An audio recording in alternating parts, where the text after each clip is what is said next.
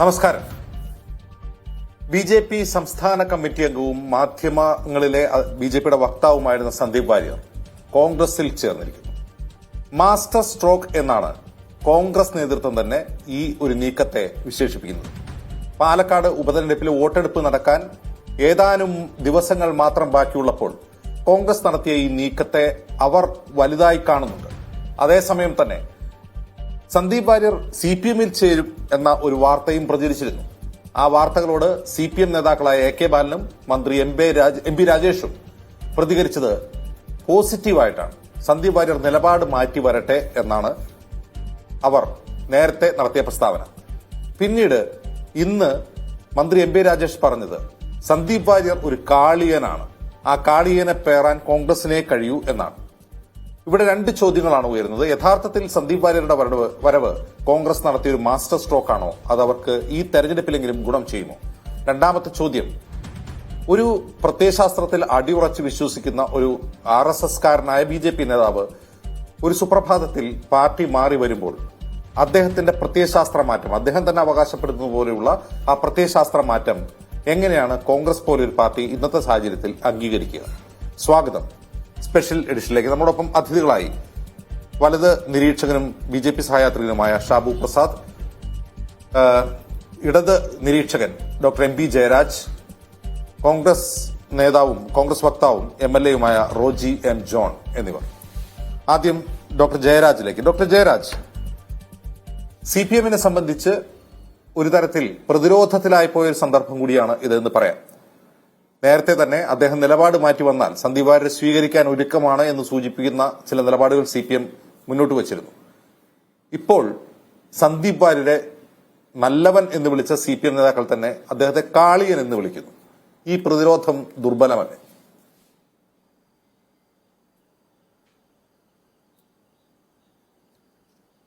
അജിംസ, ഇതിനകത്ത് നമ്മളൊരു കാര്യം നോക്കേണ്ടത്, സന്ദീപ് വാര്യർക്ക് ഒരു ഇൻവിറ്റേഷൻ ഉണ്ടായിരുന്നു. സന്ദീപ് വാര്യരുമായിട്ട് ചർച്ചകളൊക്കെ നടത്തി CPM എന്നുള്ളത് സത്യം തന്നെയാണ്. പക്ഷേ CPM വെച്ചിട്ടുള്ള ചില കണ്ടീഷൻസ് ഉണ്ടായിരുന്നു. അതിനിടയ്ക്ക് ഈ പാർട്ടിക്കുള്ളിൽ ചർച്ചകൾ നടക്കുമല്ലോ. സന്ദീപ് വാര്യരുടെ പാസ്റ്റ് ഹിസ്റ്ററി എടുത്ത് പരിശോധിക്കും. സന്ദീപ് വാര്യരുടെ അപകടകരമായ അങ്ങേയറ്റം ന്യൂനപക്ഷ വിരുദ്ധമായ ഫേസ്ബുക്ക് പോസ്റ്റുകളടക്കം ചർച്ചയായി എന്നാണ് എനിക്ക് കിട്ടിയ വിവരം. അതിനകത്ത് ഈ കഴുത്തിൽ ടയറിട്ട് മണ്ണെണ്ണ ഒഴിച്ച് കത്തിച്ച് കളയണം, കാശ്മീരികളെ കൊന്നുകളയണം എന്നൊക്കെ പറയുന്ന അതിതീവ്രമായ ഹിന്ദുത്വ നിലപാടുകളുണ്ടല്ലോ, ആ നിലപാടുകളെല്ലാം കുറിച്ച് സന്ദീപ് വാര്യർ എഴുതിയിരുന്നതും ഒക്കെ ഇതെല്ലാം ചർച്ചയായപ്പോൾ സന്ദീപ് വാര്യരുടെ രണ്ട് കണ്ടീഷനാണ് വെച്ചത്. ഒന്ന്, മുൻ നിലപാടുകളിൽ മാറണം, അതുപോലെ തന്നെ ന്യൂനപക്ഷങ്ങളോട് നിരുപാധികം മാപ്പ് പറയണം. ഇങ്ങനൊരു കണ്ടീഷൻ വെച്ചിരുന്നു. ന്യൂനപക്ഷങ്ങളോട് നിരുപാധികം മാപ്പ് പറഞ്ഞ് അവർ അംഗീകരിക്കുകയാണെങ്കിൽ മാത്രമേ സന്ദീപ് വാര്യരെ പോലുള്ള ഒരാൾക്ക് ഇടതുപക്ഷത്തേക്ക് പ്രവേശനമുള്ളൂ എന്നാണ് നമ്മൾ വെച്ച കണ്ടീഷൻ. അല്ലാതെ ഓഫർ കൊടുത്ത് കോൺഗ്രസ്സുകാരിപ്പോൾ ചെയ്തണക്കൊരു ഒരു ഓഫർ കൊടുത്ത് തിരിച്ച് കൊണ്ടുവന്ന് ഒരു ഇലക്ഷൻ വിജയത്തിന് വേണ്ടി ഏതറ്റം വരെയും പോകുന്നു. കോൺഗ്രസിൻ്റെ ഒരു ബലഹീനതയാണല്ലോ ഒരു ഇലക്ഷൻ വേണ്ടി ബൈ ഹുക്ക് ഓർ ക്രുക്ക് ഏതറ്റം വരെയും പോകും. അതിന് ഏത് സഖ്യം വേണേലും ഉണ്ടാക്കും. അത് കോൺഗ്രസ് ലീഗ് BJP സഖ്യം മുമ്പ് അഡ്വക്കേറ്റ് രത്നസിംഗിൻ്റെ കാര്യത്തിൽ നമ്മൾ കണ്ടിട്ടുള്ളതാണ്. നേമം തെരഞ്ഞെടുപ്പിൻ്റെ കാര്യത്തിൽ കണ്ടിട്ടുള്ളതാണ്. തൃശ്ശൂർ തെരഞ്ഞെടുപ്പിൻ്റെ കാര്യത്തിൽ കണ്ടിട്ടുണ്ട്. ആദ്യമേ MLA ഉണ്ടാക്കിക്കൊടുത്തു, പിന്നീട് MP ഉണ്ടാക്കി കൊടുത്തു. കോലിബി സഖ്യം അവിടെ പൊളിഞ്ഞത് അഡ്വക്കേറ്റ് രത്നസിംഗിൻ്റെ കാര്യത്തിലാണ്. അത് വർഷങ്ങൾക്ക് മുമ്പാണ്. ഇങ്ങനെയുള്ളൊരു ഹിസ്റ്ററിയുള്ള ഈ സന്ദീപ് വാര്യർക്ക് രണ്ട് ഓപ്ഷനേ ഉണ്ടായിരുന്നുള്ളൂ. മതേതരത്തിലേക്ക് പോകണമെന്ന് സന്ദീപ് വാര്യർ വരും എന്നുള്ള വാർത്തകൾ പ്രചരിക്കുന്ന സമയത്ത് അത് ദിവസങ്ങളോളം നീണ്ട ഒരു സന്ദിഗ്ധാവസ്ഥയായിരുന്നു. അദ്ദേഹം പോകുമോ ഇല്ലേ എന്നുള്ള ആശയക്കുഴപ്പം നിലനിന്നിരുന്നു. അദ്ദേഹം അപ്പോഴും പറഞ്ഞു, ഞാൻ ഒരു BJP പ്രവർത്തകനാണ്, ഒരു പാർട്ടിയുമായും ചർച്ച നടത്തിയിട്ടില്ല എന്നാണ്. പക്ഷേ CPM നേതാക്കളായ A.K. ബാലൻ, മന്ത്രി MP രാജേഷ്, സംസ്ഥാന സെക്രട്ടറി MV ഗോവിന്ദൻ, പാലക്കാട് ജില്ലാ സെക്രട്ടറി N. സുരേഷ് ബാബു, ഇവരുടെ ആ സമയത്തെ പ്രസ്താവനകൾ മാധ്യമങ്ങളുടെ ആർക്കൈവിലുണ്ട്. എന്താണ് പറഞ്ഞത്? അദ്ദേഹം നിലപാട് മാറ്റി വന്നാൽ CPM-ലേക്ക് വന്നാൽ സ്വീകരിക്കാൻ തയ്യാറാണ്, നിലപാട് മാറ്റണം എന്ന മാത്രമാണ്. അല്ലാതെ ന്യൂനപക്ഷങ്ങളോട് വംശഹത്യ ആഹ്വാനത്തിന്റെ പേരിൽ മാപ്പ് പറയാതെ ഞങ്ങൾ ഇങ്ങോട്ട് കേട്ടില്ല എന്ന് ഒരിക്കൽ പോലും ഒരു നേതാക്കളും പറഞ്ഞിട്ടില്ല. ഇതിപ്പോൾ ഈ അങ്ങിപ്പോൾ പറയുന്ന ഈ മാപ്പപേക്ഷിച്ചാൽ മാത്രമേ ആ മുന്നപാതയോടെ മാത്രമേ CPM-ലേക്ക് വരാൻ കഴിയൂ എന്ന നിലപാട് CPM സ്വീകരിച്ചു എന്നത് സ്വീകരിച്ചു എന്നുള്ളത് ഇന്ന് സോഷ്യൽ മീഡിയയിൽ കണ്ട വാദങ്ങൾ മാത്രമാണ്. അതിന് ആരും പറഞ്ഞിട്ടില്ല. CPM അങ്ങനെ ഒരു മുന്നുപാധി വച്ചതായി ഒരു വാർത്തയോ പോലും വന്നിട്ടില്ല. അല്ല, അത് ചർച്ചകളിലുള്ളതാണ്. വാർത്ത വരില്ലല്ലോ. കാര്യം പാർട്ടിയിലുള്ള ചർച്ചകൾ എങ്ങനെയാണ് വാർത്തയാവുന്നത്? പക്ഷേ എനിക്കത് അറിയാവുന്നത് കൊണ്ടാണ് ഞാൻ പറഞ്ഞത്. അത് പരസ്യമാക്കേണ്ടുന്ന കാര്യമില്ലല്ലോ. പാർട്ടിക്കുള്ളിൽ നടക്കുന്ന ചർച്ചകൾ പാർട്ടിക്കുള്ളിൽ തന്നെ നിന്നാൽ മതിയല്ലോ. അതുകൊണ്ടാണ് അതിനെക്കുറിച്ച് പറയാറുന്നത്.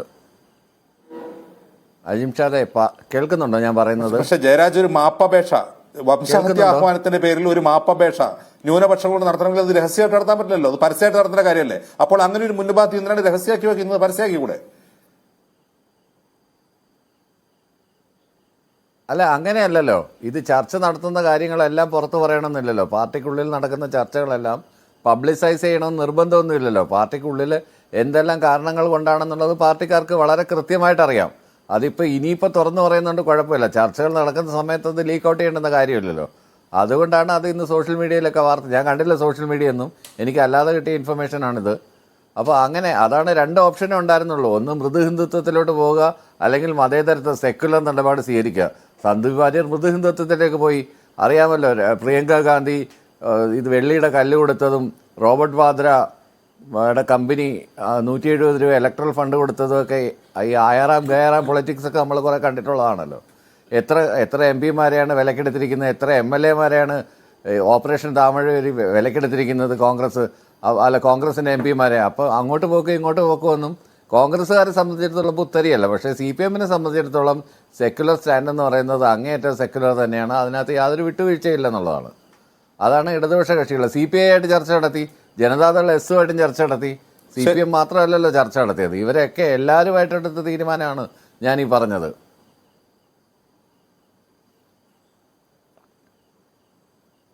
ക്ലിയർ ആയ ജിംഷാദ്? ശ്രീ ഷാബു പ്രസാദ്, ഞാൻ പറഞ്ഞത് ഉത്തരേന്ത്യയിലേക്ക് ഈ ആയാറാം കയറാം, കോൺഗ്രസിൽ നിന്ന് സീറ്റ് കിട്ടാത്തതിന്റെ പേരിൽ കോൺഗ്രസിൽ നിന്ന് BJP-യിലേക്ക് പോവുക, BJP-യിൽ നിന്ന് കോൺഗ്രസിലേക്ക് വരിക എന്നുള്ളത് സാധാരണമായ ഒരു കാര്യമാണ്. ശ്രീ ഷാബു പ്രസാദ്, കേരളത്തിൽ വളരെ അപൂർവമാണെങ്കിൽ സംഭവിക്കാറുണ്ട്. ഇപ്പോൾ വാസുവിനെ പോലുള്ളവരൊക്കെ RSS വിട്ട് CPM-ലേക്ക് വന്ന് നമുക്ക് ഉദാഹരണമുണ്ട്. പക്ഷേ ഇങ്ങനെയൊക്കെയാണെങ്കിലും ഇത് ഈ ഉപതെരഞ്ഞെടുപ്പിൽ BJP-ക്കുള്ള ഒരു തിരിച്ചടിയാണോ സന്ദീപ് വാര്യരുടെ പോക്ക്? കോൺഗ്രസ് പറയുന്ന പോലെ ഇതൊരു മാസ്റ്റർ സ്ട്രോക്കാണോ?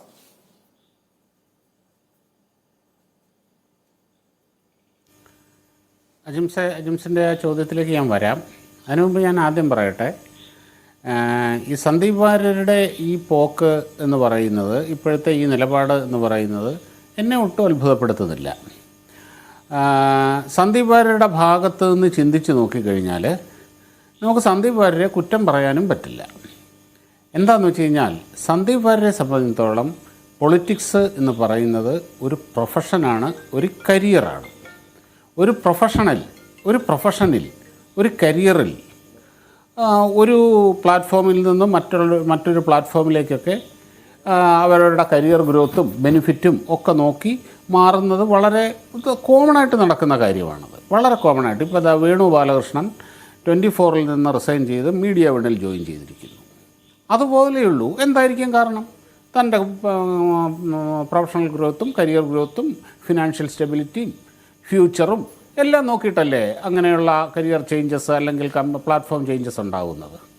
ഇപ്പം ഇന്ന് സത്യത്തിൽ സന്ദീപ് വാര്യർ അത് തുറന്നു പറയുകയും കൂടി ചെയ്തു. ഇന്ന് രാവിലെ സന്ദീപ് വാര്യരുടെ ഒരു പ്രതികരണം ഞാൻ കണ്ടിരുന്നു.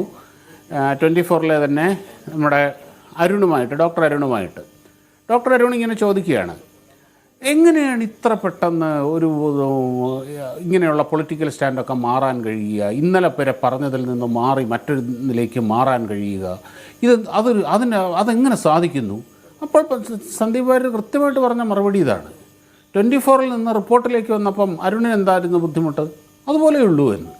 അപ്പം സന്ദീപ് വാര്യരെ സംബന്ധിച്ചിടത്തോളം ഈ പൊളിറ്റിക്സ് എന്ന് പറയുന്നത് അദ്ദേഹത്തിൻ്റെ ടൈം, അദ്ദേഹത്തിൻ്റെ എഫേർട്ട്, അദ്ദേഹത്തിൻ്റെ കഠിനാധ്വാനം, ഇതെല്ലാം അദ്ദേഹം ഇവിടെ ഇൻവെസ്റ്റ്മെൻറ്റാണ്. അദ്ദേഹം ഹെവിയായിട്ട് അതിൻ്റെ അകത്ത് ഇൻവെസ്റ്റ് ചെയ്തു. ഇൻവെസ്റ്റ് ചെയ്തിരിക്കുന്ന അത്രയും കാലം അദ്ദേഹം നന്നായിട്ട് തന്നെ കഠിനമായിട്ട് തന്നെ അദ്ദേഹത്തിനെ കൊണ്ടാവുന്ന രീതിയിൽ പ്രവർത്തിച്ചു. അദ്ദേഹത്തിന് അതിൽ നിന്ന് കിട്ടാവുന്നത് മാക്സിമം കിട്ടി. അദ്ദേഹം BJP പ്ലാറ്റ്ഫോം ഉപയോഗിച്ചുകൊണ്ടാണല്ലോ അദ്ദേഹം കേരളത്തിലെ ഒരു പ്രധാനപ്പെട്ട രാഷ്ട്രീയ മുഖങ്ങളിൽ ഒന്നായി മാറിയത്. ഇത് കംപ്ലീറ്റ് കിട്ടാവുന്നതിൻ്റെ മാക്സിമം കിട്ടിക്കഴിഞ്ഞു. ഇനിയും താനെ ഇതിൽ നിന്നിട്ട് കാര്യമില്ല. അപ്പോൾ ഇപ്പം 7% പലിശ കിട്ടുന്നിടത്തുനിന്ന് മാറ്റി മറ്റൊരു ബാങ്കിൽ 10% പലിശ കിട്ടുന്ന ഒരു ബാങ്കിലേക്ക് സ്വന്തം എഫർട്ട് മൂലം ഉണ്ടാക്കിയ പണം ഡെപ്പോസിറ്റ് മാറ്റുന്നത് പോലെ അദ്ദേഹം മാറ്റി. അത്രമാത്രം ലളിതമാണ് സന്ദീപ് വാര്യരെ സംബന്ധിച്ചിടത്തോളം ഈ കൂടുമാറ്റം എന്ന് പറയുന്നത് അദ്ദേഹത്തിനോട് ഈ രാഷ്ട്രീയ, ഞാനിപ്പം ഈ രാവിലെ മുതൽ സോഷ്യൽ മീഡിയയിൽ ഇങ്ങനെ പറയുകയാണ്, അതായത് ഈ സംഘപരിവാർ ഹാൻഡിലുകൾ പറയുകയാണ്, അവരുടെ വേദന കൊണ്ട് പറയുന്നതാണ്. ബലിദാനികളുടെ കഥയും ഒരുപാട് ത്യാഗനിർഭരമായ ചരിത്രവും അതൊന്നും സന്ദീപ് വാര്യരെ ബാധിക്കുന്ന പ്രശ്നമേ അല്ല. അദ്ദേഹത്തിനെ സംബന്ധിച്ചിടത്തോളം അദ്ദേഹത്തിൻ്റെ പൊളിറ്റിക്കൽ കരിയർ, ആ കരിയർ ഗ്രോത്ത്, ഇത് മാത്രമാണ് പ്രശ്നം. അവിടെ ഇതൊക്കെ പറഞ്ഞിട്ട് എന്താ കാര്യം അദ്ദേഹത്തിനെ സംബന്ധിച്ചിടത്തോളം ഇത് എന്നതിനപ്പുറം പൊളിറ്റിക്സിനെ പ്രൊഫഷണലായി കാണുന്ന ഒരാൾ എന്നതിനപ്പുറം ഒരു തരത്തിലുള്ള പ്രത്യയശാസ്ത്ര ദാർഢ്യമോ പ്രത്യയശാസ്ത്രമായ പ്രതിബദ്ധതയോ സംഘപരിവാറിനോട് പ്രകടിപ്പിക്കാത്ത ഒരാളായിരുന്നു സന്ദീപ് വാര്യർ എന്നാണ് അങ്ങ് പറഞ്ഞു വരുന്നത്. അല്ല, തീർച്ചയായിട്ടും അങ്ങനെയാണ് മനസ്സിലാക്കേണ്ടത്. അല്ല, ഞാനതിന് സന്ദീപ് വാര്യരെ കുറ്റം പറയുകയല്ല, അജിംസെ. ഇപ്പം ഞാൻ 10-25 വർഷം പല പ്രൊഫഷണൽ കമ്പനികളിൽ പ്രവർത്തിച്ചൊരു മനുഷ്യനാണ് ഞാൻ അങ്ങനെ ഇതിലുണ്ടായിട്ടുണ്ട്.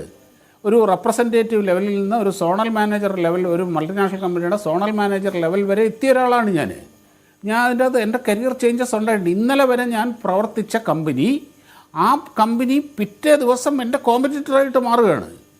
ആത്മാർത്ഥമായിട്ട് തന്നെ പ്രവർത്തിച്ച് എന്നെ വളർത്തിയ, എനിക്ക് ശമ്പളം എന്ന, എൻ്റെ ജീവിതത്തിനെ കരുപ്പിടിപ്പിച്ച ആ ഒരു കമ്പനി പിറ്റേ ദിവസം മുതൽ ഞാൻ മാറി, അതിൻ്റെ നോട്ടീസ് പീരീഡ് കഴിഞ്ഞ് മാറി മറ്റൊരു കമ്പനിയിൽ ജോയിൻ ചെയ്യുന്ന ആ നിമിഷം മറ്റേ പഴയ കമ്പനി എൻ്റെ കോമ്പറ്റീറ്ററാണ്. അത്രയും നാൾ ഞാൻ ആ കമ്പനിക്ക് വേണ്ടി പ്രവർത്തിച്ച് ഞാൻ ആ ഒരു പ്രൊഫഷണലിൻ്റെ ജോലിയാണത്, റെസ്പോൺസിബിലിറ്റിയാണത്. അത്രമാത്രം പ്രൊഫഷണൽ. അവിടെ ഈ പ്രത്യയശാസ്ത്ര ദാർഢ്യം, ഐക്യം ഇതൊന്നുമില്ല. അവിടെ കമ്മിറ്റ്മെൻറ്റ് എന്ന് പറയുന്നത് അവനവനോട് മാത്രമാണ്. അവനവൻ്റെ കരിയറിനോടും സ്വന്തം ഗ്രോത്തിനോടും ഫ്യൂച്ചറിനോടും മാത്രമാണ് കമ്മിറ്റ്മെൻറ്റ്.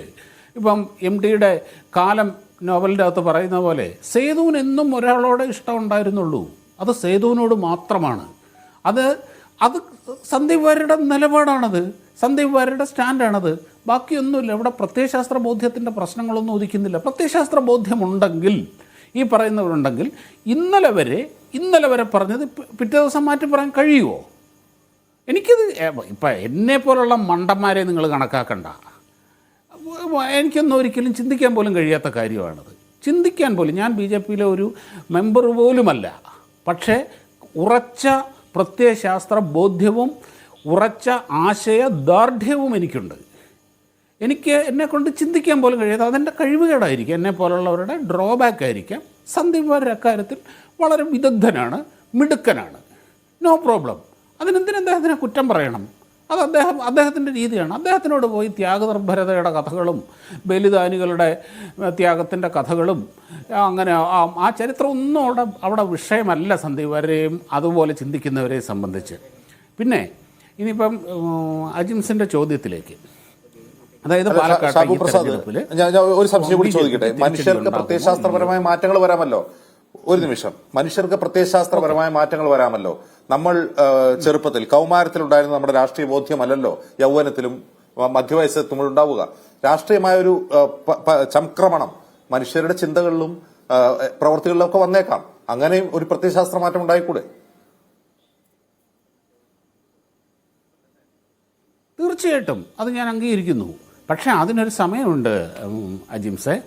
അതിന് തീർച്ചയായിട്ടും നമ്മുടെ കാലവും അനുഭവവും നൽകുന്ന ആ ഒരു പശ്ചാത്തലത്തിൽ ആണ്, അതിൽ നിന്ന് ഉൾക്കൊള്ളുന്ന പാഠങ്ങളുടെയും പശ്ചാത്തലത്തിലാണ് ഈ പറഞ്ഞുള്ള ചിന്താഗതിയിലുള്ള മാറ്റങ്ങളൊക്കെ ഉണ്ടാകുന്നത്. അങ്ങനെ ധാരാളം ഉണ്ടായിട്ടുണ്ട്. അത് ഒന്നുമില്ല.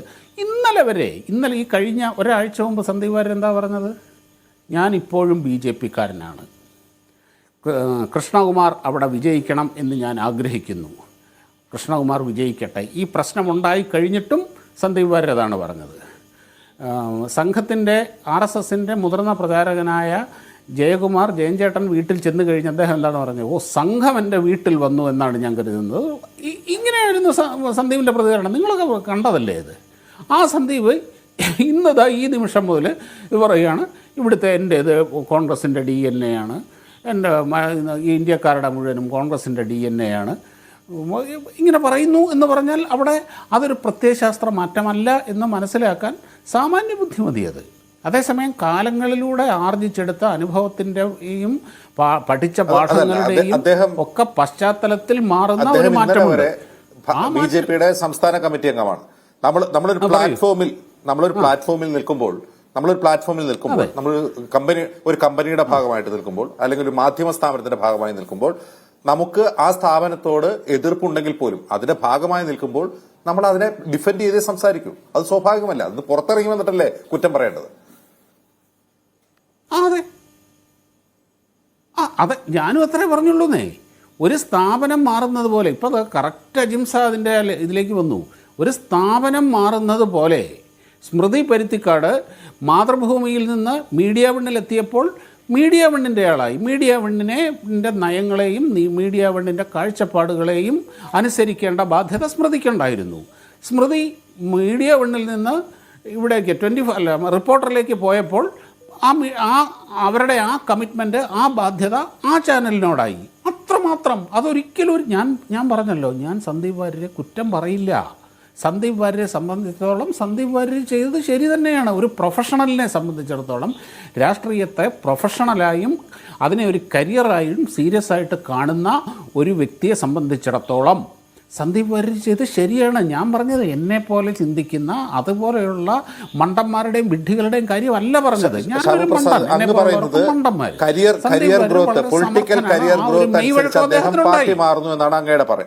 പറയുന്നത് പൊളിറ്റിക്കൽ കരിയർ ഗ്രോത്തിന് വേണ്ടി അദ്ദേഹം പാർട്ടി മാറുന്നു എന്നാണ് അങ്ങ് പറയുന്നത്. അദ്ദേഹം സ്വയം വിശദീകരിക്കുന്നത് അതല്ല. അതായത് സംഘപരിവാറിൽ നിന്ന് എനിക്ക് കരുതലോ സ്നേഹമോ ലഭിക്കുന്നില്ല. അവിടെ ഏകാധിപത്യപരമായ പ്രവണതകളാണുള്ളത്. അതിന്റെ ഒരു ഇരയാണ് ഞാൻ കോൺഗ്രസിൽ എത്താൻ കാരണം ബിജെപി സംസ്ഥാന അധ്യക്ഷൻ കെ സുരേന്ദ്രനാണ്. ഇത്രയും അദ്ദേഹം വ്യക്തമായി പറയുന്നുണ്ട്. അല്ല, അതല്ലേ അദ്ദേഹത്തിന് പറയാൻ പറ്റുള്ളൂ. അജിംസെ, ഒരു കാര്യം ഞാൻ പറയട്ടെ. അജിംസ് മാധ്യമപ്രവർത്തനം തുടങ്ങിയിട്ട് ഒരു 10-20 വർഷമായി കാണുമല്ലോ, ഇല്ലേ? ഉണ്ടാവുമല്ലോ. അജിംസ് ഈ സന്ദീപ് വാര്യർ എന്നുള്ള പേര് കേൾക്കാൻ തുടങ്ങിയിട്ട് എത്ര നാളായി? ഏറിയാൽ ഒരു 7-8 വർഷമല്ലേ ആയിട്ടുള്ളൂ. ഈ BJP എന്ന് പറഞ്ഞ പ്ലാറ്റ്ഫോമിൽ നിന്നുകൊണ്ടാണല്ലോ സന്ദീപ് വാര്യർ ഇത്രയും വളർന്ന്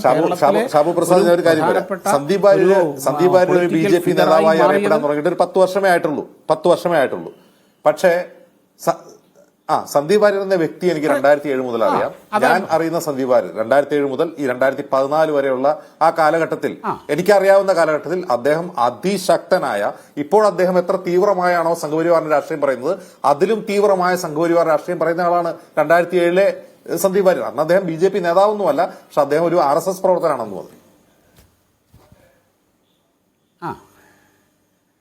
അതെ, ഞാൻ അതല്ല പറഞ്ഞേ.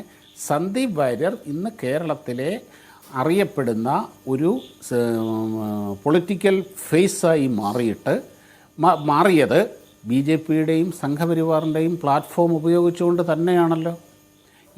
ഈ പ്രായത്തിൽ ഒരു ചെറുപ്പക്കാരന് കിട്ടാവുന്ന ഏറ്റവും വലിയ ജനശ്രദ്ധയും മീഡിയ അറ്റൻഷനും എല്ലാം സന്ദീപ് വാര്യർക്ക് കിട്ടിയത് BJP പ്ലാറ്റ്ഫോം ഉപയോഗിച്ചുകൊണ്ട് തന്നെയാണല്ലോ. അതുകൊണ്ട് അദ്ദേഹത്തിന് കിട്ടാവുന്ന BJPയിൽ നിന്നും ഈ പ്ലാറ്റ്ഫോമിൽ നിന്നും കിട്ടാവുന്നതിൻ്റെ മാക്സിമം അദ്ദേഹത്തിന് കിട്ടി. ഇനി ഇവിടെ നിന്ന് കഴിഞ്ഞാൽ ഗ്രോത്ത് എന്ന് പറയുന്ന ഒരു പ്രശ്നമാണ്. കരിയറിനെ പറ്റിയും ഫ്യൂച്ചറിനെ പറ്റിയും ആകുലതയുള്ളവരെ സംബന്ധിച്ചിടത്തോളം അതൊരു പ്രശ്നമാണ്. അപ്പോൾ അവർ പ്രായോഗികമായി ചിന്തിക്കുന്നു എന്നേ ഞാനതിനെ കാണുന്നുള്ളൂ. അത് വളരെ പ്രാക്ടിക്കലായിട്ടുള്ള പറഞ്ഞില്ലേ. അല്ലാതെ ഈ കൊച്ചിലെ മുതൽ BJP 4-3-7 വോട്ട് പോലും BJPക്ക് ഇല്ലാത്ത കാലം മുതൽ ഈ അടിയും കൊണ്ട് തൊഴിയും കൊണ്ട് പോലീസുകാരുടെ ഇതും കേട്ട് വീട്ടുകാരുടെയും നാട്ടുകാരുടെയും മുഴുവൻ തെറിവിളിയും കേട്ട് ഇങ്ങനെ അലഞ്ഞ് നടന്ന് പോസ്റ്റർ ഒട്ടിച്ചും അങ്ങനെ വളർന്നു വന്ന മണ്ടന്മാരായ BJPക്കാരുടെ കാര്യമല്ല ഞാനീ പറയുന്നത്. അങ്ങനെയുള്ള ത്യാഗം അനുഭവിച്ച കഥകളൊന്നും കേൾക്കാൻ സന്ദീപ് വാര്യരെ പോലെയുള്ള പ്രായോഗിക ബുദ്ധിയുള്ള സമർത്ഥരായ രാഷ്ട്രീയ വഴക്കമുള്ള പ്രായോഗികമതികൾക്ക് സമയമില്ല, താല്പര്യവുമില്ല. അവർക്ക് അവരുടെ കരിയർ മുഖ്യമാണ്. അതിനകത്ത് ഞാൻ ഒരു കുറ്റവും കാണുന്നില്ല. ഞാൻ അങ്ങോട്ട് ചോദിച്ച ചോദ്യത്തിന്റെ ഭാഗം ഞാൻ 2ാം റൗണ്ടിലേക്ക് വരുമ്പോൾ ഞാൻ വീണ്ടും ചോദിക്കാം. ഞാൻ വരാം. ഞാൻ എന്റെ ചോദ്യത്തിന്റെ 2ാം റൗണ്ടിലേക്ക് വരുമ്പോൾ അങ്ങേലേക്ക് വരാം. ശ്രീ റോജി എം ജോൺ, ഈ പാർട്ടി മാറുക എന്നുള്ളതൊക്കെ സ്വാഭാവികമാണ് ഇന്ത്യൻ സാഹചര്യത്തിൽ. നോർത്ത് ഇന്ത്യയിലൊക്കെ വളരെ ആയാറാം ഗയറാം എന്ന് പറയുന്ന പോലെ ഇന്ന് ഒരു പാർട്ടി മറ്റേ പാർട്ടി BJPയിൽ നിന്ന് കോൺഗ്രസിലേക്ക്, കോൺഗ്രസിൽ നിന്ന് BJPയിലേക്കൊക്കെ വരാറുണ്ട്. പക്ഷെ ഇതൊരു സീറ്റിന് വേണ്ടി ഉള്ള ഒരു മാറ്റമല്ല, ഒരു തെരഞ്ഞെടുപ്പ് സമയത്ത് സീറ്റിന് വേണ്ടിയുള്ള മാറ്റമല്ല സന്ദീപ് വാര്യരുടേത്. ബി.ജെ.പിയിൽ അദ്ദേഹത്തിന് അവഗണന നേരിടുന്നു എന്ന് അദ്ദേഹം തുറന്നു പറയുന്നു. ആ അവഗണന നേരിടുമ്പോൾ അദ്ദേഹത്തെ പല പാർട്ടികളും സമീപിക്കുന്നു. CPM സമീപിച്ചു എന്ന വാർത്ത വരുന്നു, CPI സമീപിച്ചു എന്ന വാർത്ത വരുന്നു. പക്ഷെ കോൺഗ്രസ് സമീപിക്കുന്നു എന്ന വാർത്ത എവിടെയും വന്നില്ല. അതൊരു രഹസ്യാത്മക ഓപ്പറേഷൻ ആയിരുന്നു. മാധ്യമങ്ങൾക്ക് പോലും അത് മണത്തെടുക്കാൻ കഴിഞ്ഞില്ല എന്നുള്ളത് ശരിയാണ്. പക്ഷെ ഇവിടെ ക്വസ്റ്റ്യൻ വെറും ഒരു BJP-കാരനല്ല. ഇപ്പോൾ ജോർജ് കുര്യനെ പോലെയോ അല്ലെങ്കിൽ ആരിഫ് മുഹമ്മദ് ഖാനെ പോലെ ഒരു BJP-കാരനല്ല സന്ദീപ് വാര്യർ. RSSലൂടെ വളർന്നു വന്ന സംഘപ്രവർത്തകനായ പ്രചാരകനായ ഒരാളാണ്. ഈ കഴിഞ്ഞ വിജയദശമി ദിനത്തിൽ പോലും കാക്കി ട്രൗസറും വെള്ള ഷർട്ടും ഇട്ട് വിജയദശമി ദിനത്തിൽ RSSകാരനാണെന്ന് സ്വയം അഭിമാനിക്കുന്ന ഒരു മനുഷ്യൻ ആഴ്ചകൾ കൊണ്ട് ആ പ്രത്യയശാസ്ത്രത്തെ തള്ളി പറയുന്നു. ഒന്ന് തിരുത്തണം. പ്രചാരകനല്ല സംഘപ്രവർത്തകൻ. അജിംസെ ഒരു കാര്യം ശരി, സംഘപ്രവർത്തകൻ പ്രചാരകനല്ല. ഞാൻ തിരുത്തി പ്രചാരകനല്ല സംഘപ്രവർത്തകൻ. ഓക്കെ. റോജി എം ജോൺ, ഒരു പ്രത്യയശാസ്ത്ര മാറ്റം 4 ആഴ്ച കൊണ്ടൊക്കെ സംഭവിക്കുമോ?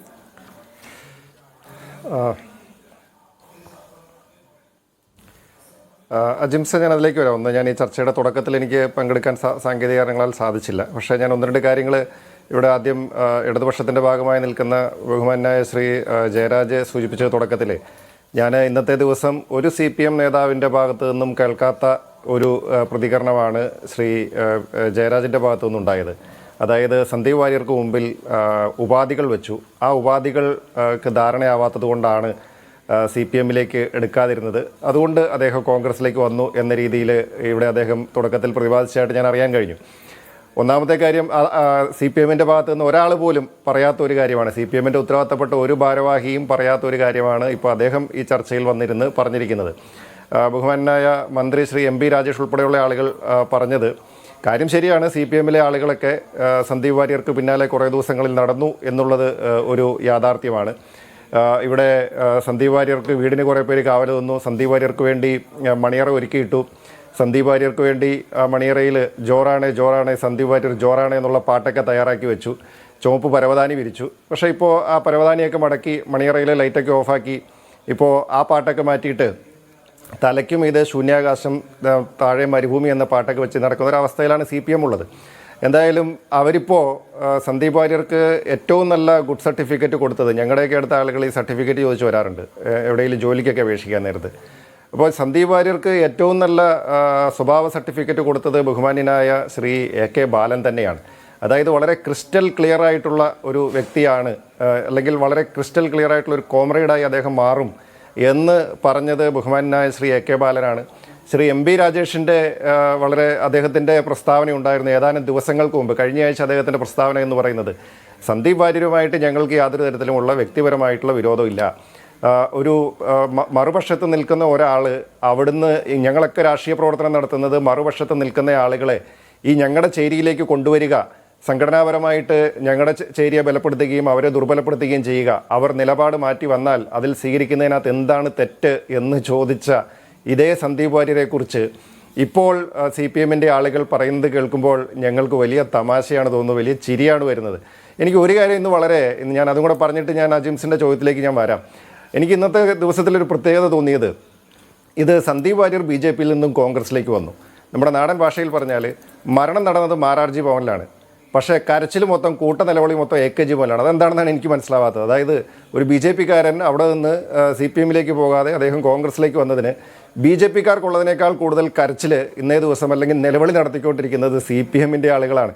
അപ്പോൾ ഒരു കോൺഗ്രസ്സുകാരൻ BJPയിലേക്ക് പോയാൽ അതിൻ്റെ കുഴപ്പം കോൺഗ്രസ്സിന്, ഒരു BJPക്കാരൻ അവിടെ നിന്ന് BJPയിൽ നിന്ന് കോൺഗ്രസിലേക്ക് വന്നാൽ അതിൻ്റെയും കുഴപ്പം കോൺഗ്രസ്സിന് എന്ന നിലയിലാണ് CPMൻ്റെ ചില ആളുകളുടെയൊക്കെ പ്രതികരണം. അപ്പോൾ എനിക്ക് ആദ്യമേ മനസ്സിലാവാത്ത ഒരു കാര്യം, CPMൻ്റെ മുഖ്യ ശത്രു ആരാണ്?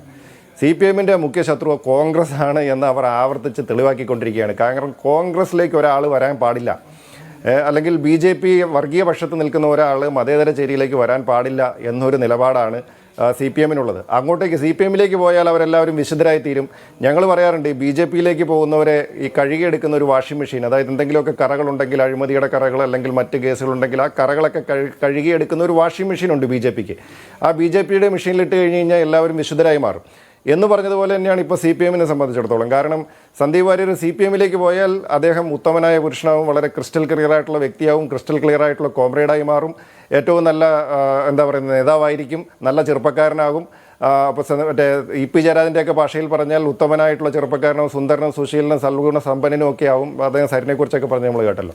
അപ്പോൾ CPM പോയാലും അവിടെ CPM അങ്ങനെ ഒരു മെഷീൻ ഉണ്ട് എന്നുള്ളത് എനിക്ക് ഇന്ന് അവരുടെ പ്രതികരണങ്ങളിൽ നിന്ന് മനസ്സിലായി. ഞങ്ങൾക്ക് ആ മെഷീൻ ഇല്ല, അങ്ങനെ കഴുകിയെടുക്കുന്ന ഒരു മെഷീൻ ഇല്ല എന്നുള്ളതാണല്ലോ ഇപ്പോൾ ഇവരൊക്കെ ചൂണ്ടിക്കാണിക്കുന്ന ഒരു പോരായ്മ. ഇനി അതുപോലെ തന്നെ ഇവിടെ ശ്രീ ഷാബു പ്രസാദ് ഒരു കാര്യം, കുറേയേറെ കാര്യങ്ങൾ സന്ദീപിൻ്റെ മാറ്റത്തെ സംബന്ധിച്ച് സൂചിപ്പിക്കുകയുണ്ടായി.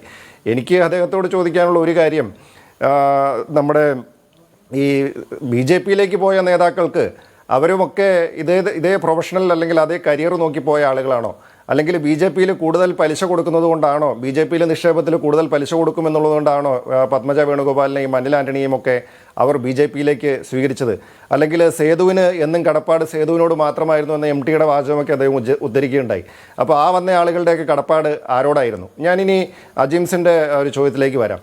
അതായത് ഇവിടെ സന്ദീപ് വാര്യർ വരുന്നു എന്ന് പറയുന്നത് ഒരു ദിവസം കൊണ്ടുണ്ടായ അല്ലെങ്കിൽ ഒരു സ്ഥാനാർത്ഥിത്വം കിട്ടാത്തത് കൊണ്ടുണ്ടായ ഒരു മോഹഭംഗത്തിൽ നിന്നും അദ്ദേഹം ഒരു രാഷ്ട്രീയ പ്രസ്ഥാനത്തിൽ നിന്ന് മാറി മറ്റൊരു രാഷ്ട്രീയ പ്രസ്ഥാനത്തിലേക്ക് വന്നു എന്ന് ഞങ്ങളാരും കരുതുന്നില്ല. കാരണം അദ്ദേഹം അവിടെ സ്ഥാനാർത്ഥിയാകാൻ അർഹനായിട്ടുള്ള ആളാണ്. അദ്ദേഹം തെരഞ്ഞെടുപ്പിൽ മത്സരിച്ച് നല്ല വിജയം നല്ല വോട്ട് നേടിയിട്ടുള്ള ആളാണ്. അപ്പോൾ അദ്ദേഹം അതിന് യോഗ്യനൊക്കെ ആയിട്ടുള്ള ആൾ തന്നെയാണ്. പക്ഷേ അദ്ദേഹം സ്ഥാനാർത്ഥി ആവാത്തിൽ മനം നൊന്ത് വന്നതൊന്നുമല്ല കോൺഗ്രസിലേക്ക്. രണ്ടാമത്തെ കാര്യം, അദ്ദേഹം BJP ആശയപരമായിട്ട് കഴിഞ്ഞ കുറേ നാളുകളായിട്ട് പലതരത്തിൽ അകന്നു നിൽക്കുന്നു എന്നുള്ളതാണ്. അപ്പോൾ ഇത് ഒരു ദിവസം കൊണ്ട് അല്ലെങ്കിൽ രാത്രി നേരം വെളുത്തത് കൊണ്ട് ഉണ്ടായ ഒരു മാറ്റമായിട്ട് നമുക്കിതിനെ കാണാൻ കഴിയുകയില്ല. അദ്ദേഹം ഒരു വർഷത്തോളം കുറേ നാളുകളായിട്ട് ഒരു ദീർഘകാലം BJPയുടെ ഒരു വക്താവായിരുന്ന നിരന്തരം ചാനലുകളിൽ സജീവമായിട്ട് ചർച്ചയ്ക്ക് വന്നിരുന്ന ഒരാൾ. എതിർപ്പ്, വിയോജിപ്പ് എവിടെയാണ് അദ്ദേഹം രേഖപ്പെടുത്തിയിട്ടുള്ളത്? റോജി എം ജോൺ, BJPയോടും സംഘപരിവാറിനോടുള്ള അദ്ദേഹത്തിന്റെ ആശയപരമായ വിയോജിപ്പ് എവിടെയെങ്കിലും അദ്ദേഹം രേഖപ്പെടുത്തണ്ടേ? അദ്ദേഹം പാർട്ടിയുമായി പിണങ്ങി നിൽക്കുന്ന സമയത്ത് പോലും മാധ്യമങ്ങളോട് പറഞ്ഞത് ഏതെങ്കിലും ആശയപരമായ വിയോജിപ്പല്ല, തന്നോട് സ്നേഹവും കരുതലും കാണിച്ചില്ല, സംസ്ഥാന നേതൃത്വം തന്നെ പരിഗണിക്കുന്നില്ല എന്നൊക്കെയാണ് അദ്ദേഹത്തിന്റെ പ്രശ്നം. അജിംസ്,